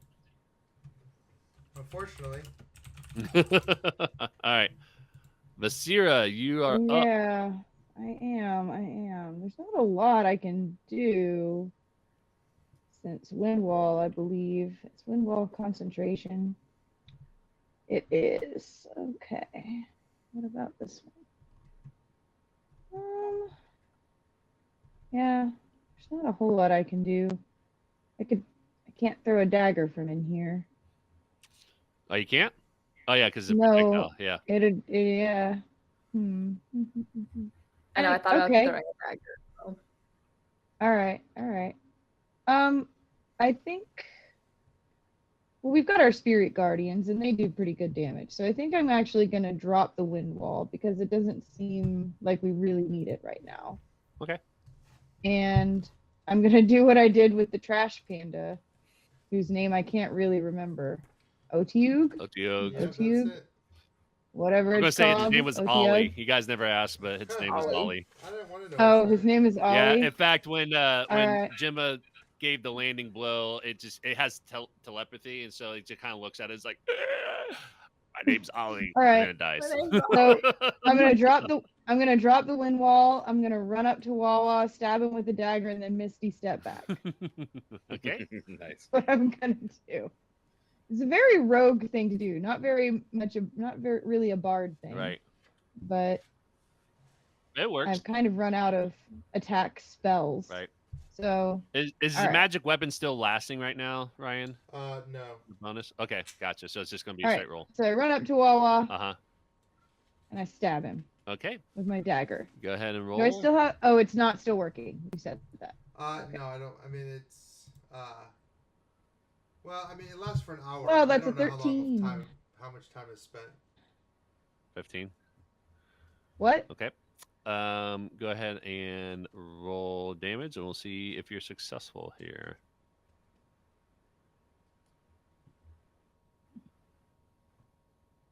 That is a 7. Okay. Now the new thing, I'm glad you used this because the new thing with the 2024 rules is that weapons do have weapon mastery properties. Does your bard say like you have that Mhm. ability to be able to take weapon mastery? Do you remember? Where would I even find that? That'd probably be under like features, under Mhm. bard. Okay. Weapon mastery. I'm looking at it. It does not look like you have. No. Okay, gotcha. Yeah, because the new thing about 2024 is that if you have weapon mastery as an option, when you make a successful attack, it does like a little something in addition to being successful. If it is successful, in addition to making a damage, like it can do something additional. So, for example, a great axe has the cleave property. So, if you were successful in attacking someone with a great axe, it allows you to try to attack another creature that was within range of 5 feet from where you're at, and from the creature that you attacked and all that. And you get like another attack roll on it and everything. So, okay, so you go and try to stab Wawa over here for 7 points of damage of the dagger. So as you run at him, and you've dropped this wall here. So let me go ahead and delete that. So that way it's gone now. You go up and tries to stab it like right in through the rib cage. Wawa's about to punch you while you're doing that, and it does take the knife right into his rib cage for 7 points of damage. And then you can go ahead and Missy step if you want now. Okay. Yep. There you go. All right. Is that your turn? That's it. That's all I got. Okay. So what? Bertlin is dead. So I'm going to skip that one. Crowlaw is going to try to attack Derk with its arrow now from that position. And let me double check here, see the range. I think the range is pretty good on this one, if I remember correctly. Yeah, it's yep, we're good. So, all right, what is your armor class, Derk? 16. 16. Okay, so it will take its arrow with its bow and aim right at you and let go. But at the last second, the feather like cuts its finger and he kind of lifts it up and it wobbles and misses you completely. So what it's going to do now then is it is going to move. Oh, let me go ahead and put the measure tool on here. It is going to move in this direction 30 feet, and it does have yes, and it does have oh no, it doesn't have dash. I thought it had dash, but it doesn't. So, and it'll end its turn right there. Derk, it is now your turn. Okay. Derk is going to, let me see. Hold on, let me Is there any way attach. you can lock that ring to me? Yeah, that's what I'm going to do right now. Is I'm going to attach it to the. Okay, so now you can move. Cool. Nice. Right about I guess right there. It doesn't really matter. Okay. The Derk Beyblade.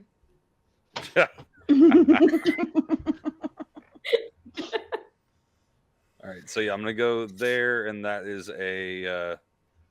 So that means I get the DC 14 Wisdom save. Okay.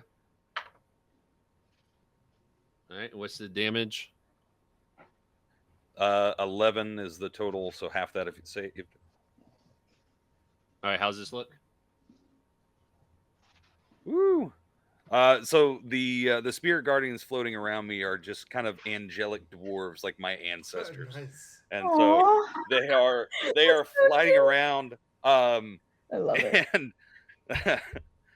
And as they flit around, they shoot out of my position, surrounded by golden light, wielding hammers and clubs and mallets, and they just all kind of converge on this one goblin and bash its brains in.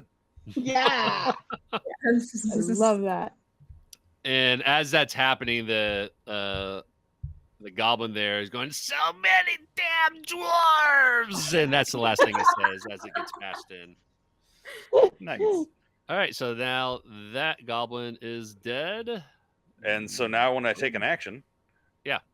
and I want to cast Guiding Bolt on the goblin that's trying to run away. Okay, I'm tired of its nonsense. go ahead and How do that. dare you? Let's Love see. it. All right. Yay, war crimes. Yay. Ooh, and You're not That is playing only a D&D 10 to war hit. Okay. crimes. Yeah, so as you cast the guiding bolt, the goblin, sees this coming towards it, and it just kind of, sidestep it and misses it. So, yeah. fine then. Didn't want to hit it anyway. Right? And yeah, I guess I think that's all I can do. All right. Wawa's dead. Well, hang on. How far did I move? I think was here, right? moved 10, I think, right? Or 15? Yeah, because I was there. So 10. Okay. So I've got 30 feet left, or 20 feet left. Can you make it to Crowlaw? Yep. Beyblade, Beyblade. Maybe not. Where was I here? We just need another one with spirit guardians to crash into him. I have there. an idea, so yeah. Right there. I don't like having to could make this- switch my. Yep. Yeah. Okay. So he has to make a wisdom saving throw. I still want to Okay. hear the idea. I do want to hear let's the see if idea this- as well. All right. Well, what I was planning to do on my turn, if I got it, was to levitate him and pull him into the sphere. Oh, Nice. Oh, That was my plan. Nice. I don't Never think it would have. friendly. I don't think it would have worked though, because I guess it's the way it's phrased. It He says- has to. If you're unwilling, you have to pass a saving throw. right. But the I can- spirit guardian says whenever the emanation enters a creature space, Not when a creature Oh. enters in space. right, and whenever yeah, a creature it's enters. both. Oh, and Whenever whenever a a creature creature- enters an emanation or ends its turn there. It Oh, should yeah, that's new usually be too. both. Jesus Christ. I That was thought the you were plan. going to use levitate to lift Derk up and throw him like an actual blade. Like, Right. That would be so great. Like, let him go. yeah, just I like could do stab that him. too. Wow. Yeah. Yeah. So I that have would have a- worked. Yeah. A friend I DM for that's a wizard has vortex warp and uses vortex warp like willingly on other people. Nice. Like, I'm gonna just vortex warp you on top of that thing. I'm just like, I don't think that's how it works. Well, how far away was he? Yeah, I would have been able to do it. What Next is the. What's the DC's damage there? 14 for the wisdom, and it's 13 damage. Okay. All right. Go ahead and describe this one too. With a sound of angelic choirs singing with strangely Scottish sounding accents. The dwarves just sing a little hymn as they again just beat this goblin into a disgusting bloody pulp. Nice. All right. Well, that is the end of that encounter. I'm going to. That's awesome. Yeah, I'm really glad that worked because I'm like out of spells. Yeah. Yeah. I got nothing. I got like 3 first level slots. That's all I got left. Yeah. Well, I mean, the only person that's hurting anywhere is Gemma from the Ow. Ow. bludgeoning of the rock. Like, it wasn't even an encounter. It was just a failed dex save. I have not been touched. From digging. I have not I been know. hurt even 1 HP. Yeah. Well, you were supposed yeah. to. Then you did that bullshit move. You mean shield? I'm pretty most sure you were basic- smirking at me too when that The happened. most Yeah. basic That was so abjuration tough, though, to just be spell. like, oh. In fact, that's the thing that Oh my God. we get shield for free now. Yeah, I know. Abjuration Wow. wizards. What- That's just a free spell. It That's would have been wild. nice to maybe ask them like who they are, why they're Nah, here, they're goblins. why they were attacking us. Hey, you're gonna have to take it up with my ancestors. I can't help it. I mean, You know what? Your Talking is a free ancestors action, you terrify me, could've. so no, I'm not gonna do that. yeah. So I think this is a good time to probably call it a night for the one shot, and then just do a brief discussion about how we thought the 2024 rules went with playing this. I will say, just to kind of let you all know, so this is part of Phandelver Below. So if you ever play this, you kind of get a snippet of what happens here. The Otyug that you all attacked was not responsible for any of the well water stuff. Yeah, but it was Oh. causing nightmares. No, it was not. Oh well. Oh, Yeah, they're actually aren't they neutral? Like they're not even. They're like true neutral creatures. We let really me did just see. interrupt his lunch. Like that's exactly what happened. The guy, yeah, he was just eating food, and then all of a sudden, like you guys just Well, it was a funny killed him counter. without sweating. Apparently, It wasn't yeah, funny. it is neutral. So I didn't tell you that, so I apologize. And I forget like that's a thing because I not don't a big think fan that would have of those I things. don't think but it would have does stopped attack, us. Yeah, I don't I think it would think we have would stopped. have killed it We're anyway. gonna charge the mayor extra for killing it. Don't worry. Yeah. right. We're gonna If- tell him it's doing If he something. was not responsible for this, then it was outside the scope of our investigation, and we deserve overtime pay. You guys are literally like war crimes. Like, oh well, my bad, and you just guys move on with no remorse. Yeah, but noble. That's what we do. Not really. What are you If you're talking not about? It's like that scene in Men in Black where everybody shoots like up what they thought was creatures, but really Oh yeah. they were just Oh, looking at, yeah. like that's what happened to the Otyug. I was just eating lunch and you guys just Nah. killed me. I mean, It's to be okay. fair, I did kind of create a religious extremist for this cleric or this cleric. So Clearly, My family has enough money to make the whole thing go away, so it's fine. right. Okay, so yeah, so real quick thoughts about what you thought with playing your 2024 character, because I know I think all of you actually have played this class before in a different version. Mhm. So what do y'all thought about it? The monk changes feel like slightly OP, Just a especially little. especially at like 5th level and still being kind of low level before like the crazy spells come online or like other classes are getting like their big features. Mhm. Especially the upgrade to stunning strike. That's wild. Yeah. Like it used to be a real like saver suck, and now having the like if you fail the saving or if you succeed on the saving throw, having that extra effect that's a big difference. Mm-hmm. So Yeah. I think everything feels a little bit more OP. Like mhm. the wizard himself, the wizard hasn't been super buffed. They did streamline a lot of stuff with the wizard to make it a lot easier to like understand. They gave you get access to way more spells in your spell book. But really, the spells themselves, there are a huge amount of spells in the player's handbook.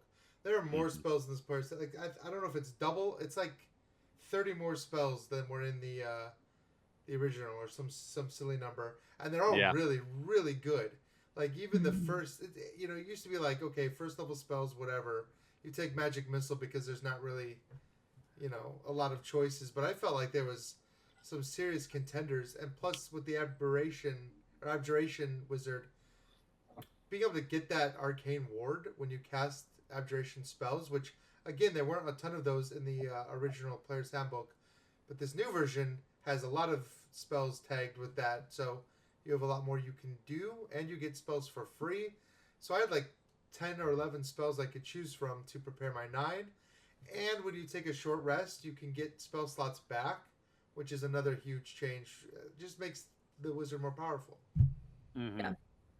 It does. Well, and I'll say this, like you all like really creatively did some moves that really neutralize a lot of the situations as well too. And so the fact that like one, like you all have played enough to know like, you know, strategies on attacks and stuff like that, I think is really helpful and useful in knowing those things. So the fact that it's not only OP, but in the right hands, it could be even double that.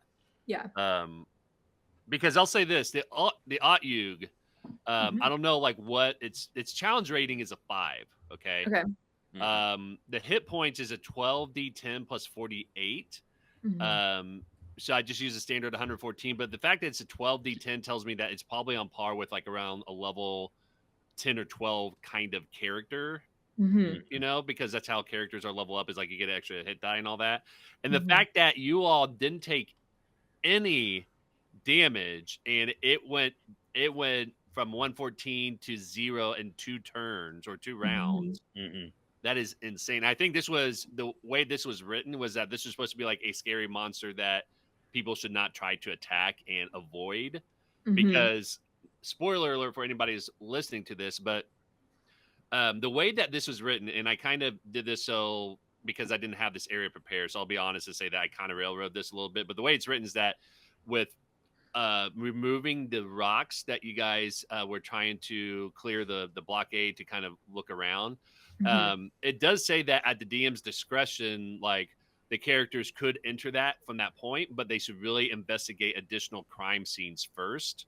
Okay. So that's why I kind of said like it stays there like blockaded, and it's not going to go get any easier, because that's like that's the last thing you should try to go and enter and do all those things, right? But that's why I think they put the Otyug there, is to try to scare people away from like going in to do that. Yeah. And the fact, like not even close. Like I was like, yeah, we can take that. Well, yeah. the thing is, we got this. Any one of these it's an inherent problem with pre-written adventures is they have to be accessible enough for beginners, but also like it's tough to walk that balance when you have 4 really experienced players who are like, yeah, we know exactly how to do this. Like, you know, it can become a little easy. Exactly. Yeah. Yeah. You guys want to know something wild? Yes, always. So, when we were talking about how things seem a little bit OP, I somehow managed to accidentally skip the spells section of building my College of Glamour Bard. Oh my god. So I'm down like 9 spells. Oh, wow. I almost did that too. I forgot to I still managed. Yeah, I did the same. Like while we were logged on here, I was like, "Oh, I don't have anything ready. I got to prepare my spells." Just now realized, that I had basically no spells, and we still managed to kill 4 bad guys. Yeah. Without any. Oh my gosh, that is crazy. Crazier. We were doing everything. A couple of solid crits in there too, which really helped. Yeah. And as far as everything being OP, everything does feel like it got powered up a little bit. But also, I feel like there were some things, at least for the cleric, that weren't there in 2014 that made it a little more. I don't even know the word to say. The things that weren't there that didn't make sense, like spiritual weapon not being concentration. That always should have been concentration. There's no reason for it not to be. And so there are some things that are just like logical choices for them to have made that make more sense for the character. Does it kind of take away from spiritual weapon a little bit? Yeah, but whatever. It doesn't matter, because you're still going to be benefits that they've done. So I do like that. I will say character creation, I'm not a big fan of the new character creation for 2024. I felt really backwards and confused. Everything was, I mean, it wasn't like I couldn't figure it out, but I didn't like doing things. It felt like I was doing everything out of order. Oh, I just built my character like normal. I didn't know there was a new suggested order of doing things. Yeah. They're not calling it race anymore, I don't think. Species. What do they call it? Was it's one the of the very big last advocates of thing you that. pick, and why? Why is I think because they're so not late? tied to ability scores anymore, Right. because the background is what's tied to the different like ability modifiers. Right. So you don't have to really pick it till the end. Yeah, and your class tells you, like, choosing your class first and knowing what if you really want to min-max, choosing your class and knowing what your, like, you know, major skills are before you choose Mm-hmm. You know, I think Yeah. that helps. Yeah. Well, and I think it makes more sense that way, because like I think the majority of people who have created characters, like they think of the class before they think of the race typically that they want to take as well, right? And so Right. I guess I'm just weird because I like to try to like choose classes and races that don't make a whole lot of sense together. Well, Oh, now you can still do that. Yeah. Well, no, well, you could. I know I really can, before. but Before you Yeah, I couldn't. know. Now you can. I think that's one of Oh. the big updates. A lot of people I know a lot of people have opinions about that change. But for me, I mean I dig it. I'm like, you can be whatever you want now. Like you're not penalized for Yeah. being a wizard orc. Like Right. it made That's zero true. sense in the old PHP. You would take such a huge intelligence pit that it was like impossible to be an orc wizard. But now you can be an orc wizard, and that's cool. Yep. I do feel like No, I there's think- more possibilities with that. Yeah. That is true. It's definitely an adjustment if you use D&D Beyond 5th edition and Yeah. you have to change to the way, like, I think it makes sense this way still, but it is kind of an adjustment to Mm-hmm. think about it a little bit differently as before. And then, Mhm. and then Where- did everybody get their feet from their background as well too? Like, Yep. because everybody gets a free Yeah. feet. Yeah. Yeah. I will ask you a question though, Sean, since Yeah. you've read so much about this. Where are my half elves? So What Yeah. yeah, I'm so mad. yeah. So It's like my favorite race, Mhm. species, whatever you want to call it, background. Yeah, so there's no half species Of any anymore. kind, yeah. Yeah, and the reason being is that there was some issues inherently with when you say half elf, like it's always like half human, half Yes. that Mhm. species, right? Right. A half elf could have been, why couldn't it have been like a half orc and half elf, or like Well, an elf and you orc can- parent and You have can a still half have elf, that. right? Like you can Right. You can 100% still have, and they even say this. They encourage, but the thing is, like, what does it present more as? Like, if you're Right. like, there's no such thing as a 50-50 split in genetics. So if Right. you're Right. half elf, half orc, are you more like?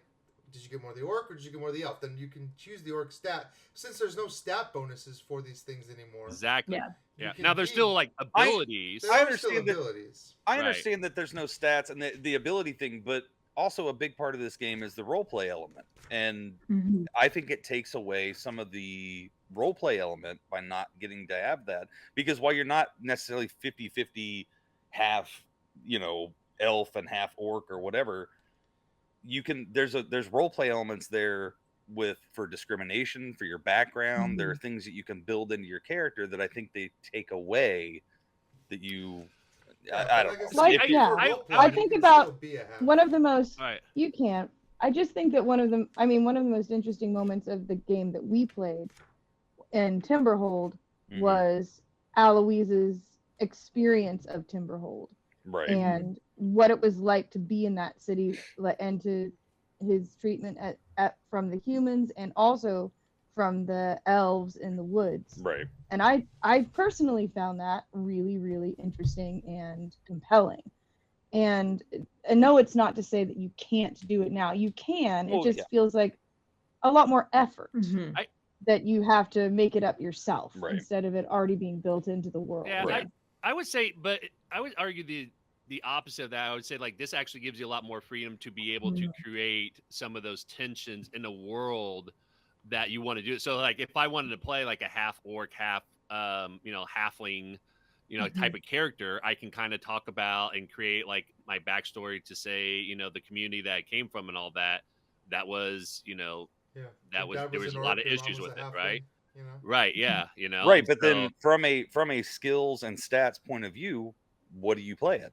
You choose. It's a complete but then you're not playing that character. You're playing a halfling or you're playing an orc. But there are no stats anymore for that. Yeah. Playing a Right. halfling It's is just no the- different than playing an orc or an elf or And see, and it's all I role just play now. I really don't like that. Sure. but then, I really don't. I got to be honest. Like I'm on board for a lot of the changes that they made on here. I feel like that takes away from a game element that was a popular game element for a reason.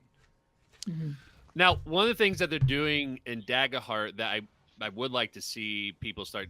I wouldn't be surprised if people don't. I wouldn't be surprised if people start doing this, but in Daggerheart that's coming out, at least in the beta version, the open beta, is that you don't have half races kind of baked into the rules, but you can do like mixed ancestries if you wanted to, and you can say like I want to have a goblin and a giant half race, and then what they do is they say then you take they'll have like 2 abilities for every race, right, that you can do. And so they say like when you do that, then you take the top ability like listed on the card for one race and then the bottom ability for another race. And so you get to kind of pick and choose how that's going to look, and you still kind of do that bridging of the races to have that sort of experience. Now I can see that happening with people wanting to do the same thing in Dungeons and Dragons. It might not be like the same equivalent because Daggerheart has structured it to where every race has like 2 abilities, and that's not necessarily the case with the species in this game necessarily. But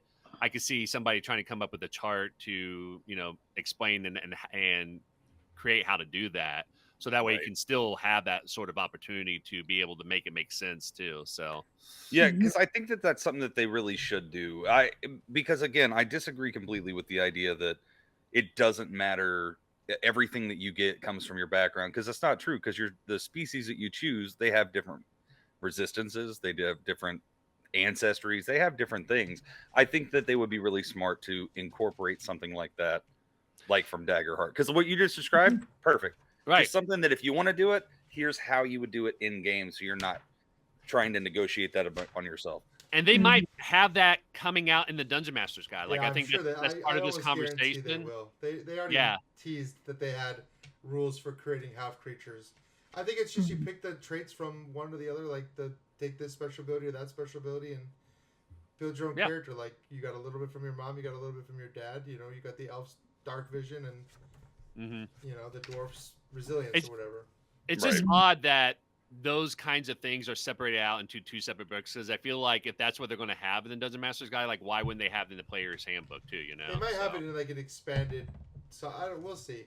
Yeah, like, we'll see. The other reason why I brought it up, and then I'll leave it alone, is that not only because I like half elves, but I think in 2022, like half elf was the most popular race on, or the second most popular race on D&D Beyond.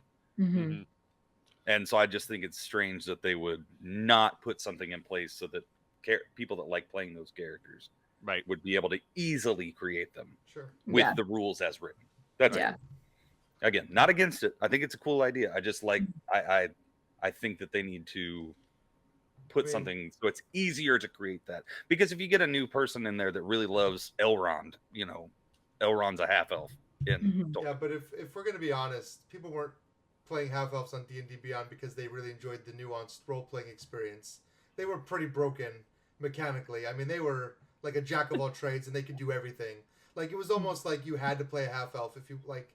There were certain builds that required you to be a half elf. Some of the most powerful builds on D&D Beyond were all half elf builds. It's like I get it, but I don't think that's why people were playing them. But I that's why I was playing it, right? Yeah, I know. Yeah. I'm all about the experience. Well, I'd like to believe that everyone was making conscious role play decisions, but especially we all know that it's not a lot of people just like they meta, they min max, and they build the best possible character they can build. And so I think by taking half elf and half orc off the table, they actually force people to like do different builds that you can't really do something that's like, I'm good at all of it. Like you got to kind of build around it. I mean, right. The concept of removing the stat things. Partially this is sort of my background in fiction and world building, and coming at it as a writer. A lot of times when you build fantasy worlds and when you build fictional worlds, you build rules for that world into it. You know what I mean? Like there are some things that some creatures are good at and some creatures aren't. And that's so personally for me, and I am aware that this is probably an unpopular opinion, I don't like the fact that they took the stat connections away from the species. I don't like that because I just feel like, I know it's a fantasy world and anything can happen, but sometimes it can feel a bit unmooring to have no rules at all. Yeah, I mean, when there are no rules at all and anything goes, it can feel amorphous. It can feel like the world doesn't really have much character to it. When the rules can be broken at any time, it can feel it can break the immersion. Yeah, I mean, they still have that's stats, not, it's just I know that is an extremely personal and niche opinion. I know that that's a very The niche majority- opinion, but that's where I'm at. That doesn't mean I hate it and will never play it. Right. No, the That's not majority what I of the mean, people but- I play D&D with are like under 13 because I DM for kids mostly, like through schools. And so we like for a while have been just foregoing all types of racial bonuses because a kid will come up to me and be like, I want to be a tabaxi, but I don't want to play a dex-based class. Like I want to be, a barbarian tabaxi. And so we were just like foregoing all kind of racial stats for any characters because the kids were like felt like they couldn't be who they wanted to be based on what race they wanted to play and felt like represented them the best. And so I had been playing without racial bonuses for like the past year with them, and it streamlined character creation for the kids a lot. And I think adding it to the like picking a background is going to be a lot better for them because they're really interested in like, oh, what does my character do? Like, how did it study and like gain its skills versus like who I am defines like what I'm good at. And so in some ways it lets us be like a little bit more flexible and creative, especially since that was something I was already like, don't bother with that, ignore that information in the book. And that's also something you I highlight hear that. that is important to remember about this, that's part of the beauty of this game is that you can play the game you want. I mean, when I play my home game, I'm not always doing rules as written. But just because I wouldn't normally even bring up this in so much detail if it was not because we're talking about the rules changes. Right. But that's a great way to highlight that. One of the great things about this is it's a rule set, and you're creating a game and a world and adventures and experiences. Yeah, and I think it's the species have kept their culture. I mean, it's not like they're saying that there's no like culture, but it's like you're pairing it with the background, and that's what really makes your class. So like, they're not saying every orc is strong. And if you want to play a strong orc, that's the traditional orc, and you want to be an orc barbarian, that's it. That's in the game. But if you wanted to be like an orc farmer, okay, well how did that happen? Like where did your orc like were you just like that you're that scrawny little orc and you were like, I can't compete, so I'm like I left and now I'm a farmer? Like there's all these different combinations you can create.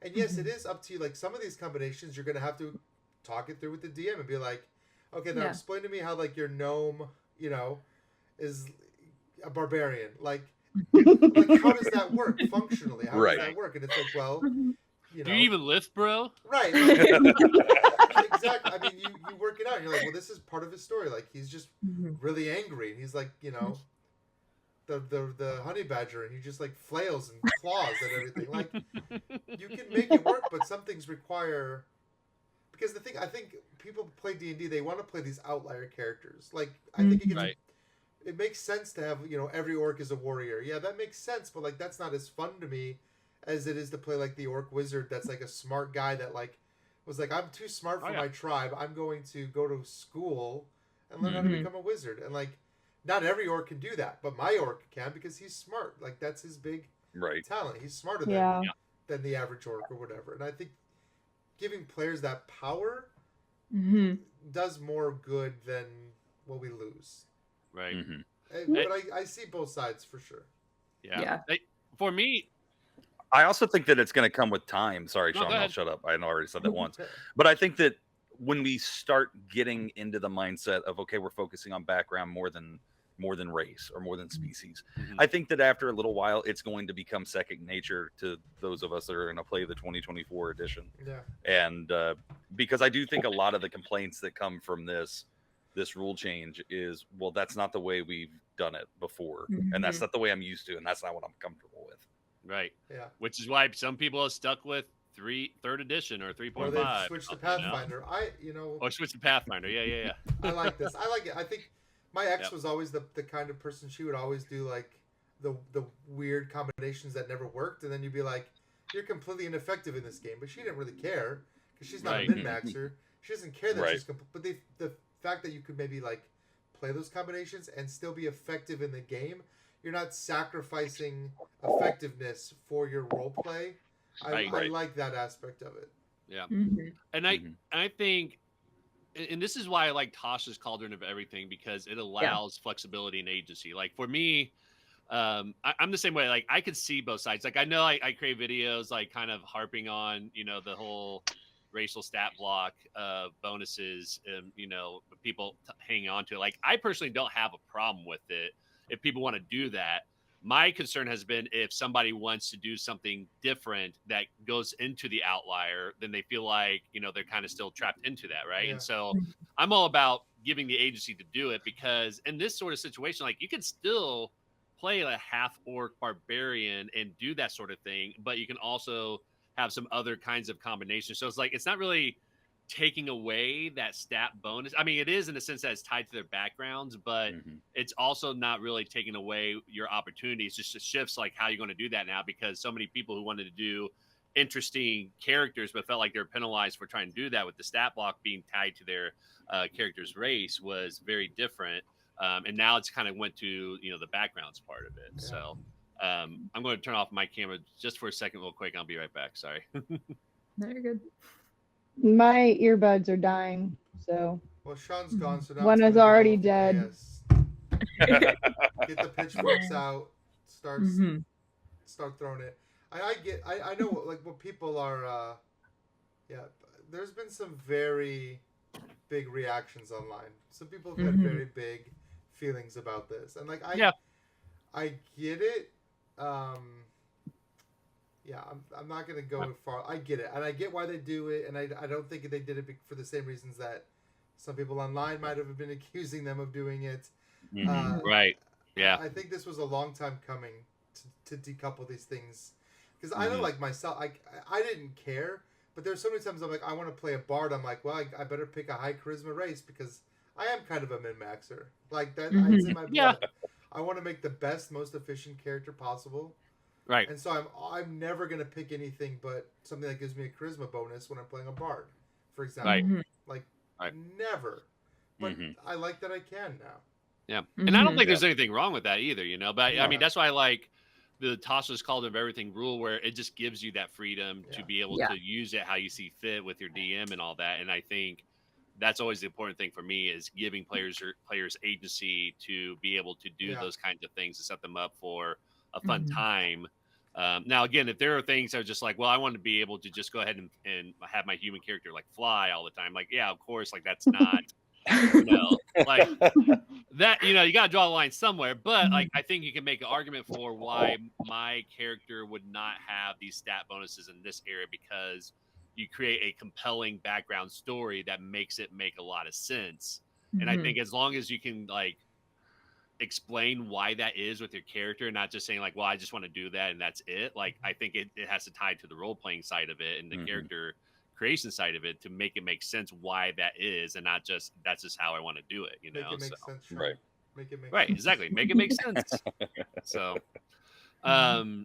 yeah, I think the last thing I'll leave, you know, running this as a DM is I've heard a lot of people who are DMs have said they were concerned about some of this, and running the game like this, especially with them saying it's backwards compatible. Like, I completely get it, because I know initially people are like, well, you just, you know, bump up their hit points, which I'll be honest, like I thought about doing that initially, because I thought it was weird that this is level 5 characters and they're still fighting against like level 1 goblins that only have 7 hit points. Right. And I was like, it should probably be bumped up. I was like, no, I'm going to play it as is. So that way we can see how backwards compatible it is. But it's not even just about the hit points, like the fact of all the things that you were able to do. Like, I couldn't do jack shit as goblins.